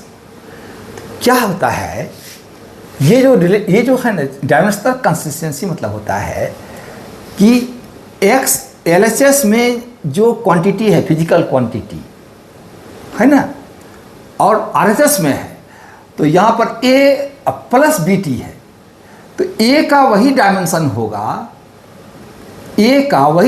होगा, जो कि x का होगा, तभी तो ये डायमेंशनली कंसिस्टेंट होगा। प्लस B, ये दूसरा टर्म है, ये एक टर्म है, जितना भी टर्म होता है सबका वही डायमेंशन होगा जो कि LHS का डायमेंशन है। ये ध्यान में रखना है, जितना भी टर्म हो, ठीक है। तो क्या है, क्या बोलेंगे, हम बोलेंगे कि ये जो है आपका A will have the same dimension as the dimension of x and BT। देखिए पहला टर्म क्या है, ये देखिए x equal to A plus BT, ध्यान रखिए, ये एक टर्म है, ये एक टर्म है ना। तो इस टर्म का ये क्या है, बीच में प्लस है, तो A का वही होगा जो कि x का होगा। x क्या है डिस्प्लेसमेंट, तो क्या लिखेंगे, dimension of A equal to क्या हो जाएगा L, क्योंकि x क्या है डिस्प्लेसमेंट मतलब लेंथ तो होगा। अब देखिए B नहीं, BT का डायमेंशन जो होगा वही होगा x का डायमेंशन, ध्यान रखिए। तो सपोज करिए अब निकालना है डायमेंशन ऑफ B निकालना है हमको, है ना। तो देखिए x का जो होगा वही होगा BT का, तो x का डायमेंशन क्या है L, BT B का हमको मालूम नहीं है, और t क्या है टाइम, टाइम का डायमेंशन क्या होगा t। Therefore b equal to कितना हो जाएगा L, b equal to this divided by this, dimension of L divided by dimension of t। तो कितना हो गया L t माइनस 1, t को ऊपर ले जाइए, देखिए b का डायमेंशन क्या हो गया L t माइनस 1 हो गया। अगर इस तरह का इक्वेशन रहता है आपको, तो जितना भी टर्म इधर है इस टर्म का डायमेंशन वही होगा जो LHS का होगा। LHS या कुछ भी रहे, डिस्प्लेसमेंट है तो डिस्प्लेसमेंट का होगा। इसको और समझते हैं, यहाँ तक आपको क्लियर होगा, ठीक है। अब देखिए दूसरा एग्जाम्पल जब देखेंगे तो बिल्कुल क्रिस्टल क्लियर हो जाएगा। इसको आप नोट करिए, तो डायमेंशन ऑफ A निकल गया L, डायमेंशन ऑफ B कितना हो गया L t माइनस 1, ठीक है। चलिए इसका स्क्रीनशॉट लीजिए, तो फिर देखते हैं। 5 4 3 2 1। नोट करिए, स्क्रीनशॉट लीजिए, और खुद प्रैक्टिस करिएगा, खुद प्रैक्टिस करिएगा, फिर देखिएगा और अच्छी तरह से आप इसको समझेंगे। प्रैक्टिस जहाँ किएगी बस हो जाएगा। ठीक है, इसको डिलीट करते हैं। अब हम इस सवाल को थोड़ा और बढ़ाते हैं।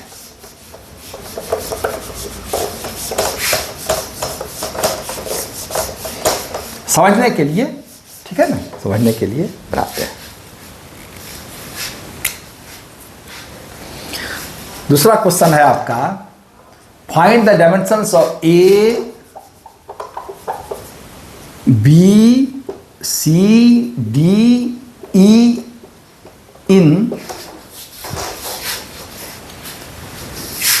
x equal to A plus B T plus C T square, नहीं C D square, C A B A plus B T plus, चलिए ना, सी टी स्क्वायर है, C T square plus D, D कितना है,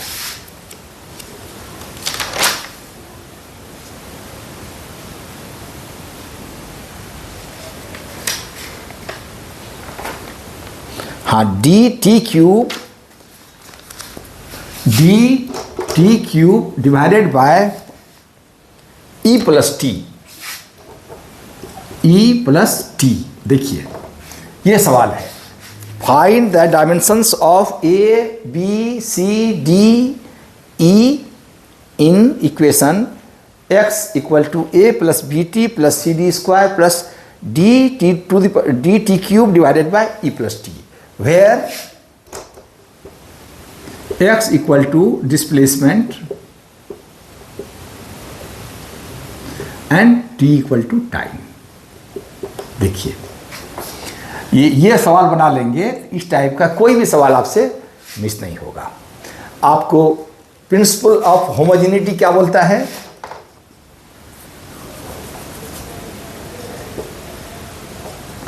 according to principle of homogeneity, देखिए dimension of x,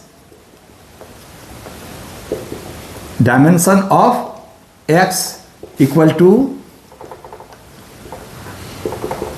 dimension of A equal to dimension of B T, दोनों मिला करके एक टर्म है, एक टर्म में ये हो गया, सभी टर्म का डायमेंशन क्या होगा, इक्वल होगा, equal to dimension of C T square equal to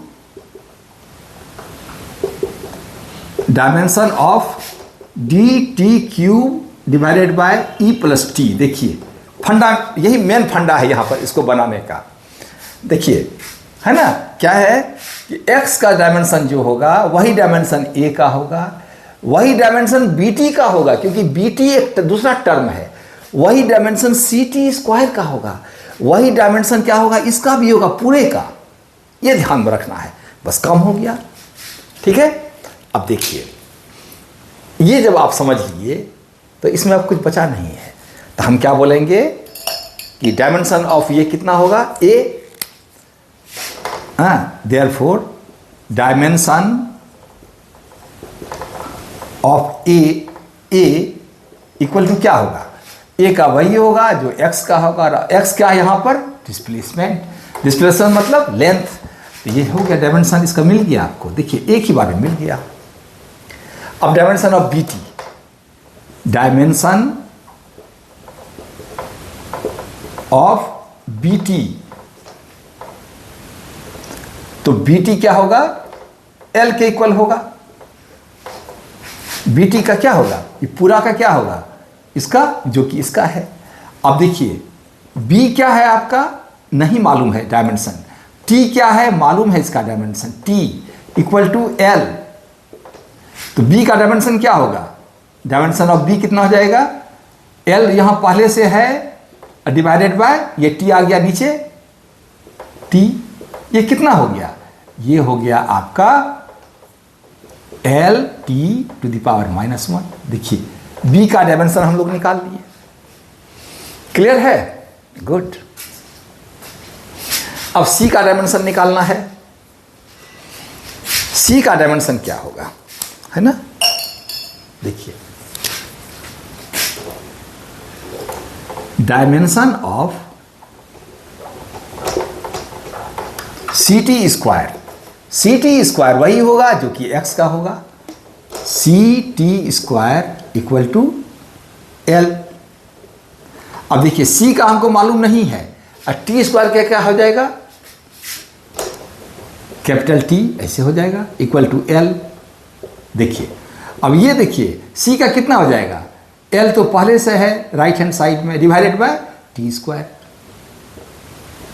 ये कितना हो गया, L T to the power -2। इसको ऊपर लेके चले जाएंगे, ये क्या है, ये टी है ना, हाँ टी है, हाँ टी है, तो इतना हो गया। देखिए इसका भी निकल गया डायमेंशन, सी का कितना हो गया, एल टी -2, यहाँ निकल गया।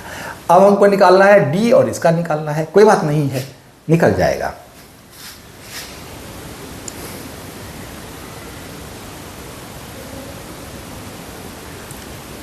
ठीक है, निकल जाएगा ये भी।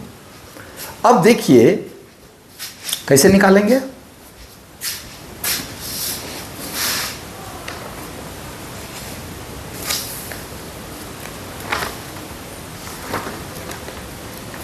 यहां तक निकल गया, ए निकल गया, बी निकल गया, सी निकल गया।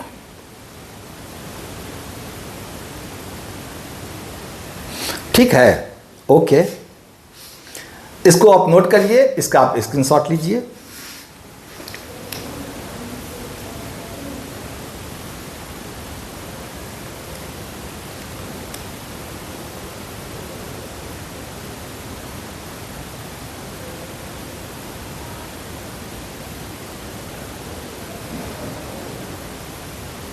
ठीक है, ओके, 5 4 3 2 1 0, इसको डिलीट करते हैं। ठीक, यहीं से करते हैं, इतना रहना ठीक ही रहेगा। अब देखिए, अब ध्यान देने वाली बात क्या है, लिखेंगे हम डायमेंशन ऑफ, ये वाला टर्म है ना, last term, D T to the power 3 divided by E plus T equal to, इसका भी क्या होगा, जो इसका जो x का डायमेंशन है वही इस पूरे टर्म का डायमेंशन होगा, और ये टर्म इतना है, इसका l कर दिए। अब देखिए d का हमको मालूम नहीं है, d का हमको मालूम नहीं है, t है, टाइम है, t क्यूब है तो t क्यूब हो गया। अब देखिए यहां क्या है, e प्लस टी, ध्यान दीजिए, इसका मतलब क्या है, इसको अगर देखिए, अगर इस e प्लस टी को देखिए, इसमें दो टर्म है, एक e है और प्लस टी है। कंसिस्टेंट तभी होगा ये दोनों, जबकि जो इसका t है तो इसका भी t होगा डायमेंशन, नहीं, e का डायमेंशन भी क्या होगा, t होगा। तो हम क्या लिखेंगे,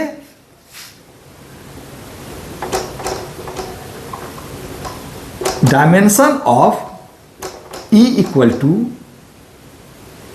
dimension of t, dimension of t है ना, टाइम। तो e का क्या हो गया, e का डायमेंशन हो गया t। देखिए क्योंकि देखिए ना e प्लस टी है, तो क्या है ना कि ये दोनों होमोजेनियस होना चाहिए, जो इस टर्म का होगा डायमेंशन वही इस टर्म, अभी पूरा पर ध्यान मत दीजिए, खाली इस दोनों को देखिए। जैसे यहाँ पर देखते थे, जो इसका डायमेंशन है वही इस पूरा का डायमेंशन है, तो जो t का डायमेंशन है वही पूरा e का डायमेंशन होगा। तो e का डायमेंशन तो ऐसे निकल गया, क्या हो गया, t हो गया, है ना। अब यहाँ देखिए, तो नीचे में डायमेंशन क्या हो जाएगा, t, इस दोनों का डायमेंशन क्या, t होगा, ये t दे दीजिए, इक्वल टू क्या हो गया, l। अब d इक्वल टू क्या होगा, d का डायमेंशन हो जाएगा, पहले इसको मल्टीप्लाई कर दीजिए, तो यहाँ l है, यहाँ t है, क्या जाएगा l t, ये हो गया, divided by t power 3, t power 3। अब क्या हो जाएगा, l t पावर 1 है पहले से, ये गया ऊपर, क्या हो गया t टू द पावर -3, और ये क्या हो गया l। अब देखिए t और ये t दोनों बेस सेम है, जब दोनों मल्टीप्लाई करेंगे तो पावर क्या होता है प्लस, क्या हो जाएगा -3 + 1 क्या हो जाएगा -2। देखिए वाह, देखिए इस तरह से हम लोग क्या सीखे, अगर कोई एक फिजिकल इक्वेशन दिया हुआ है तो, और वो उसमें क्या ढेर सारा टर्म्स हैं, कोई बात नहीं है, ये कंसेप्ट जो है यहाँ पर भी वही कंसेप्ट लग गया और डायरेक्ट हमको इसका मिल गया। इस तरह से हम जो ए का डायमेंशन निकाल लिए, बी का डायमेंशन निकाले, सी का डायमेंशन निकाले, डी और ई का भी निकाल लिए। आ गया समझ में? क्लियर है ना? इसको नोट करिए, इसका स्क्रीनशॉट लीजिए, फिर नेक्स्ट प्रॉब्लम बनाते हैं।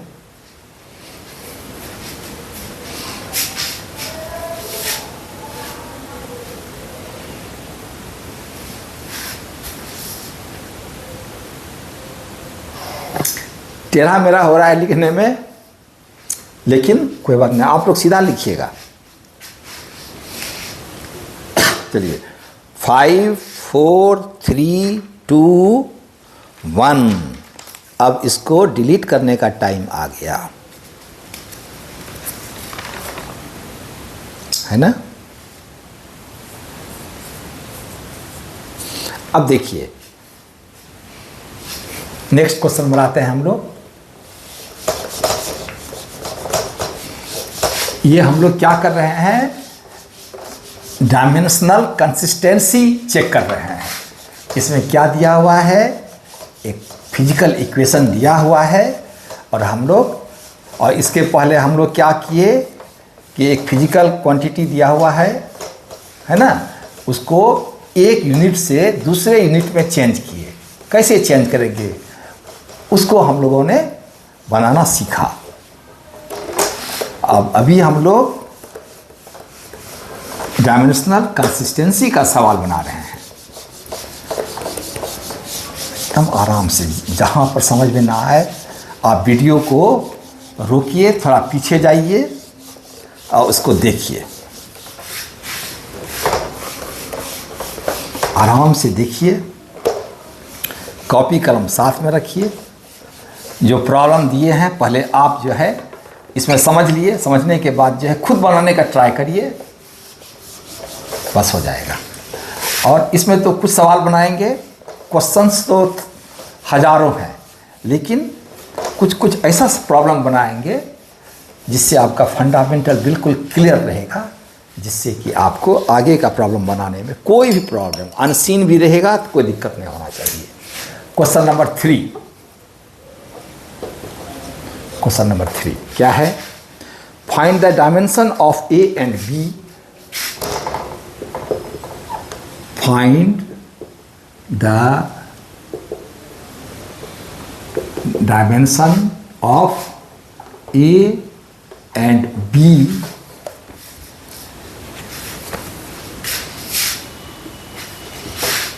given v equal to a plus bt where v equal to velocity and t equal to time। मुझे पूरा भरोसा है आप इसको बना सकते हैं, बल्कि 1 मिनट का टाइम देते हैं और आप इसको जल्दी से बनाइए, बताइए हमको बन गया। ट्राई करिए, डू इट योरसेल्फ। जैसे पहले सवाल बनाए थे इसके पहले, ठीक उसी टाइप का सवाल है ना। उसमें भी एक इक्वेशन दिए थे, फिजिकल इक्वेशन, और कांस्टेंट का जो है डायमेंशन निकालने के लिए बोले थे। यहाँ पर भी दिए हुए हैं, सेम टाइप का सवाल है, बिल्कुल आसान है। बस इसमें क्या है, 2 टर्म्स हैं। इसमें क्या है, 2 टर्म्स हैं। v क्या है, वेलोसिटी। v क्या है, वेलोसिटी, अब देखिए प्रिंसिपल ऑफ होमोजेनिटी क्या बोलता है कि जो LHS का होगा उस वही होगा डायमेंशन RHS का भी होगा। RHS में क्या है, सिर्फ एक टर्म नहीं है। अगर एक टर्म रहता तब तो कोई बात ही नहीं था। जितना भी टर्म हो इसमें इंडिविजुअल टर्म का वही डायमेंशन होगा जो कि आपका LHS साइड में है। तो यहाँ पर कौन कौन सा टर्म है, इसका वही डायमेंशन होगा जो कि V का होगा, इस टर्म का वही डायमेंशन होगा, टर्म का ध्यान रखिए, टर्म का, इस टर्म का वही डायमेंशन होगा जो कि V का डायमेंशन है। ओके, तो देखिए क्या लिखेंगे, dimension of A equal to dimension of V, simple. अब V का डायमेंशन क्या होता है, LT-1, वेलोसिटी है मीटर पर सेकेंड। तो डायमेंशन ऑफ A निकल गया। देखिए एक ही लाइन में काम हो गया। दूसरा देखते हैं, दूसरा क्या है, डायमेंशन ऑफ BT, इस टर्म का, पूरे टर्म का equal to dimension of V होगा ना, ऐसे लिख दीजिए। और BT में से B का तो मालूम नहीं है लेकिन T का मालूम है, T ऐसे कैपिटल T। और डायमेंशन ऑफ V कितना है, LT-1 है ना। अब देखिए B का क्या हो जाएगा, B का डायमेंशन हो जाएगा, यहाँ तो ऑलरेडी है LT-1, ओके, डिवाइडेड बाय ये T चला जाएगा नीचे, डाल दीजिए इसको नीचे, और ये कितना T को ले जाएंगे ऊपर, तो क्या हो जाएगा LT-2। इस तरह से देखिए डायमेंशन ऑफ B भी निकल गया और डायमेंशन ऑफ A भी निकल गया, दोनों निकल गया, है ना। आसान, बिल्कुल आसान है। अब तो आप बना ही सकते हैं, एक से एक सवाल आएगा, हर सवाल को बना देना है। और फिजिक्स में क्या है, थ्योरी जानने के बाद प्रॉब्लम जब बनाते हैं आप ना, तो फिजिक्स जो है एकदम आसान है समझना। बहुत बच्चे फिजिक्स से डरते हैं, फिजिक्स तो बहुत ही आसान है, बस थोड़ा सा मेहनत करना है। ठीक है, इसको आप नोट करिए, इसका स्क्रीनशॉट लीजिए और मैं काउंटिंग शुरू करता हूँ। 5, 4, 3, 2, 1 और शानदार 0। Okay, done, very good. देखिएगा ना, जेई सब में प्रॉब्लम आया हुआ है, ये सब प्रॉब्लम जेई में आया हुआ है, और सीबीएसई बोर्ड में भी देखिए।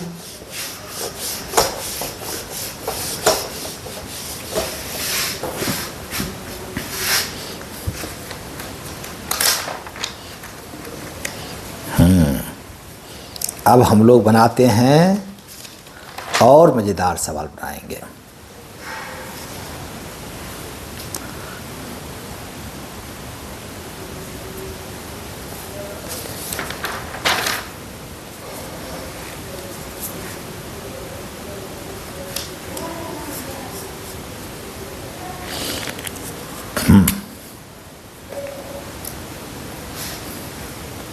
Find dimension of, question number 4 है ना, ये क्वेश्चन नंबर शायद 5 है, चलिए 4 ही लेते हैं। 4, question number 4, find the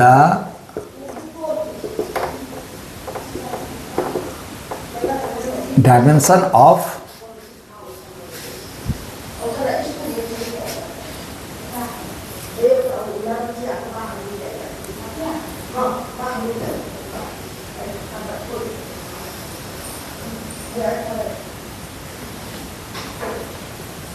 beta.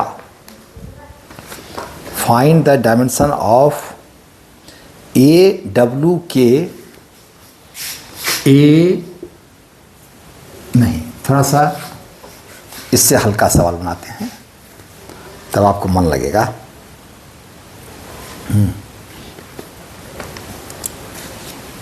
Find the dimension of A by B।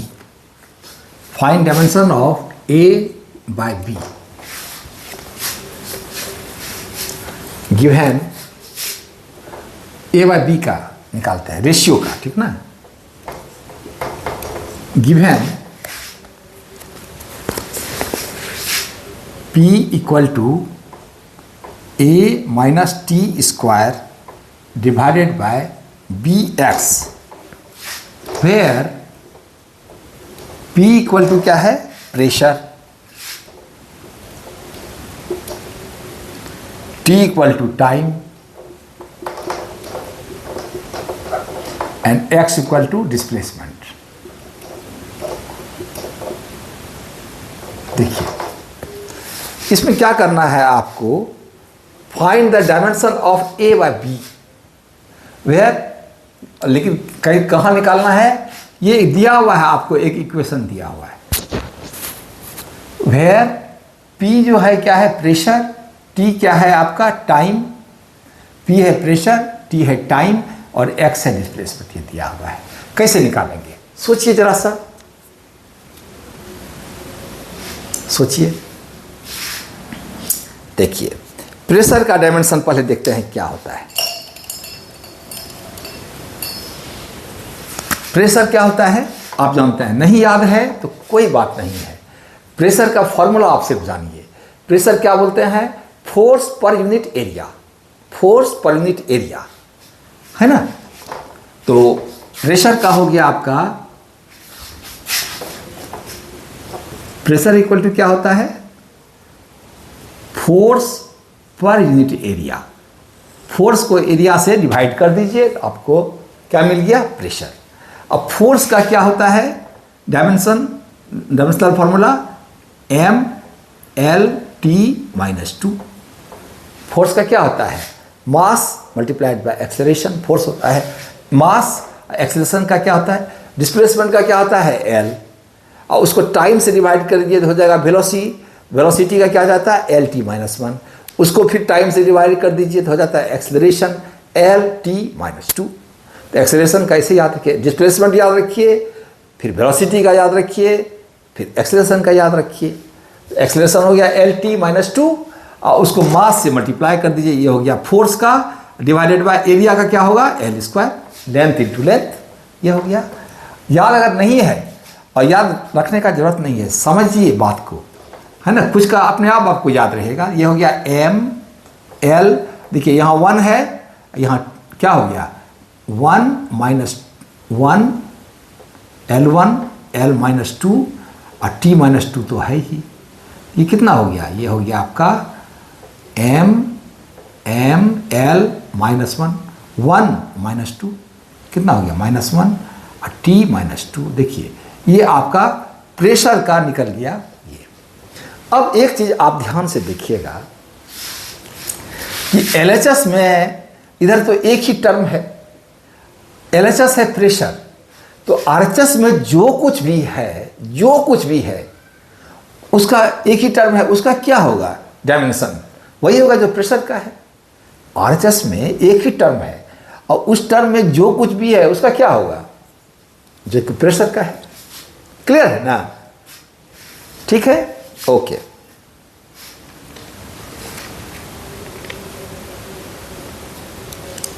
अब देखिए यहां पर ध्यान से, अब इसको हम बनाना शुरू करते हैं। लिखेंगे डायमेंशन ऑफ, देखिए तो ये तो टी है, अब ये देखिए ए माइनस टी स्क्वायर है, क्या है? ए माइनस टी स्क्वायर।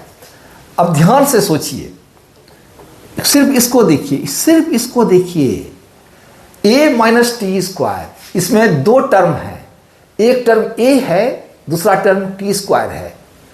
ये दोनों टर्म, जो टी स्क्वायर का डायमेंशन होगा वही डायमेंशन होगा ए का, होगा कि नहीं? ए माइनस टी। अब पूरा को मत देखिए, अभी आप सिर्फ इसको देखिए, ए का वही डायमेंशन होगा जो टी स्क्वायर का होगा, क्योंकि ये दो टर्म है इसमें। तो ए का डायमेंशन क्या हो गया? Dimension of A equal to क्या हो जाएगा? डायमेंशन ऑफ टी स्क्वायर, और ये क्या हो जाएगा? T to the power two, ये हो गया, ए का डायमेंशन आपका निकल गया। मतलब ऊपर जो है टर्म उसका डायमेंशन क्या हो गया, ऊपर वाले टर्म का क्या हो गया, टी स्क्वायर डायमेंशन हुआ, क्योंकि सभी टर्म का डायमेंशन एक होगा। अब नीचे में क्या है, बी एक्स है ना। अब देखिए, अब आपको क्या दिक्कत है, अब देखिए पी का डायमेंशन क्या निकाले हैं आप, देयरफॉर अब लिखिए डायमेंशन ऑफ क्या, P equal to dimension of A minus T square divided by B X. ये पूरा का डायमेंशन जो होगा वही डायमेंशन होगा पी का। और इस पूरा का डायमेंशन में देखिए क्या निकाल, डायमेंशन ऑफ पी कितना है आपका, M L minus 1 T minus 2, यही ना है, देख लीजिएगा। हाँ, मुझसे कभी कभी मिस्टेक हो सकता है, लेकिन आपसे नहीं होना चाहिए। M L minus 1 T minus, dimension of इधर देखिए ऊपर वाले का डायमेंशन क्या होगा, ए माइनस टी स्क्वायर है, जो टी स्क्वायर का होगा वही डायमेंशन इसका होगा। क्या होगा dimension, T to the power 2। नीचे में बी का हमको मालूम नहीं है, और एक्स का डायमेंशन क्या होगा, एक्स क्या है, डिस्प्लेसमेंट एल होगा। देयरफॉर बी का डायमेंशन क्या होगा, इसको इधर ले आइए, इस पूरा को नीचे ले जाइए, टी स्क्वायर है ना, बी को इधर ले आइए बाय एल, यहाँ है ही पहले से, इसको भी ले आइए, M L minus 1 T minus 2, ये सब को ले आइए इधर, ठीक है। अब देखिए ये t चला गया ऊपर तो क्या हो जाएगा, t टू दी पावर 4,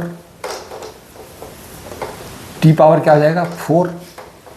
देखिए ना, ये t जो है स्क्वायर है और ये माइनस है, तो ये माइनस बढ़ा जाएगा, टी स्क्वायर हो जाएगा यहाँ पर, तो T square into T square T power 4 हो गया, डिवाइडेड बाय, अच्छा डिवाइडेड बाय नहीं एल, एल देखिए यहाँ क्या है 1, यहाँ पे माइनस 1, तो एल एल खत्म हो गया, तो एल नहीं रहेगा, एम हो जाएगा माइनस 1, एम हो गया माइनस 1, ठीक है। तो देखिए कितना आ गया, एम क्या सही कर रहे हैं हम लोग, देखिए इतना हो गया, ऊपर में हो गया टी स्क्वायर, नीचे हो गया बी इंटू एल, ठीक है। बी का निकाले तो क्या हो गया, T square by L already है, ये आया एम, ये माइनस इतना, ये माइनस 2, एल चला गया ऊपर, नहीं यहाँ एल है into L to the power 1, ये दोनों अगर एक साथ एल पावर 0 तो 1 हो गया, एम को ले गए ऊपर तो माइनस 1 हो गया, टी को ले गए तो टी ऊपर में क्या हो जाएगा, टी स्क्वायर हो जाएगा ना, तो टी पावर 4, इस तरह से हुआ। तो कितना हुआ आंसर आपका,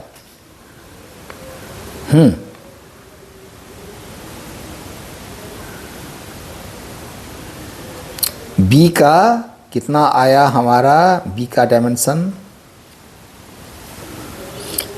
हाँ एम माइनस 1 ठीक है, इतना हो गया आपका, ठीक है ना। ये आ गया किसका, बी का, एक मिनट, बी का कितना हो गया आपका, एम माइनस 1 टी पावर 4, ये देखिए आपका ये हो गया। तो ए का निकल गया टी स्क्वायर, अब बी का कितना आया, इतना आया, therefore dimension of A by B equal to, A का कितना निकाले हैं आप, टी स्क्वायर,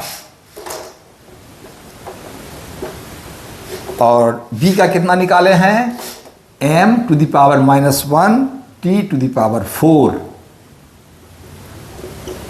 एम को जब ले जाएंगे ऊपर तो क्या आ जाएगा, प्लस 1, सिर्फ एम होगा, यहाँ टी स्क्वायर है, यहाँ टी पावर माइनस 4 है ना, तो कितना हो जाएगा, एम टी माइनस 2, किसका डायमेंशन हो गया, ए बाय बी का।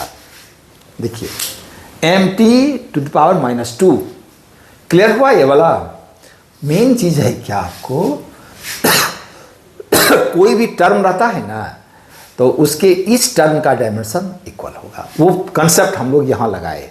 यहाँ जब लगाए ऊपर वाले में तो डायरेक्ट मिल गया, और उसके बाद जो है इधर जो है इधर एक ही टर्म है, तो इसका जो डायमेंशन होगा प्रेशर का वही डायमेंशन ये पूरा का होगा। वो कंसेप्ट लगा करके हम लोग इसको सॉल्व, ए और बी का निकाल लिए तो रेशियो ए बाई बी का डायमेंशन निकल गया। इसको आप नोट करिए, इसका स्क्रीनशॉट लीजिए। क्यों, है ना सही? हाँ,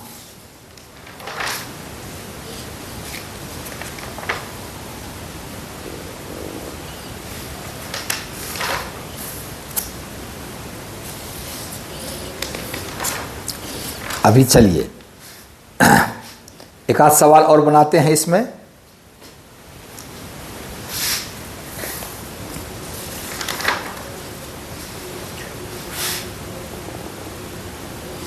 कि यहीं तक रखें, ठीक है।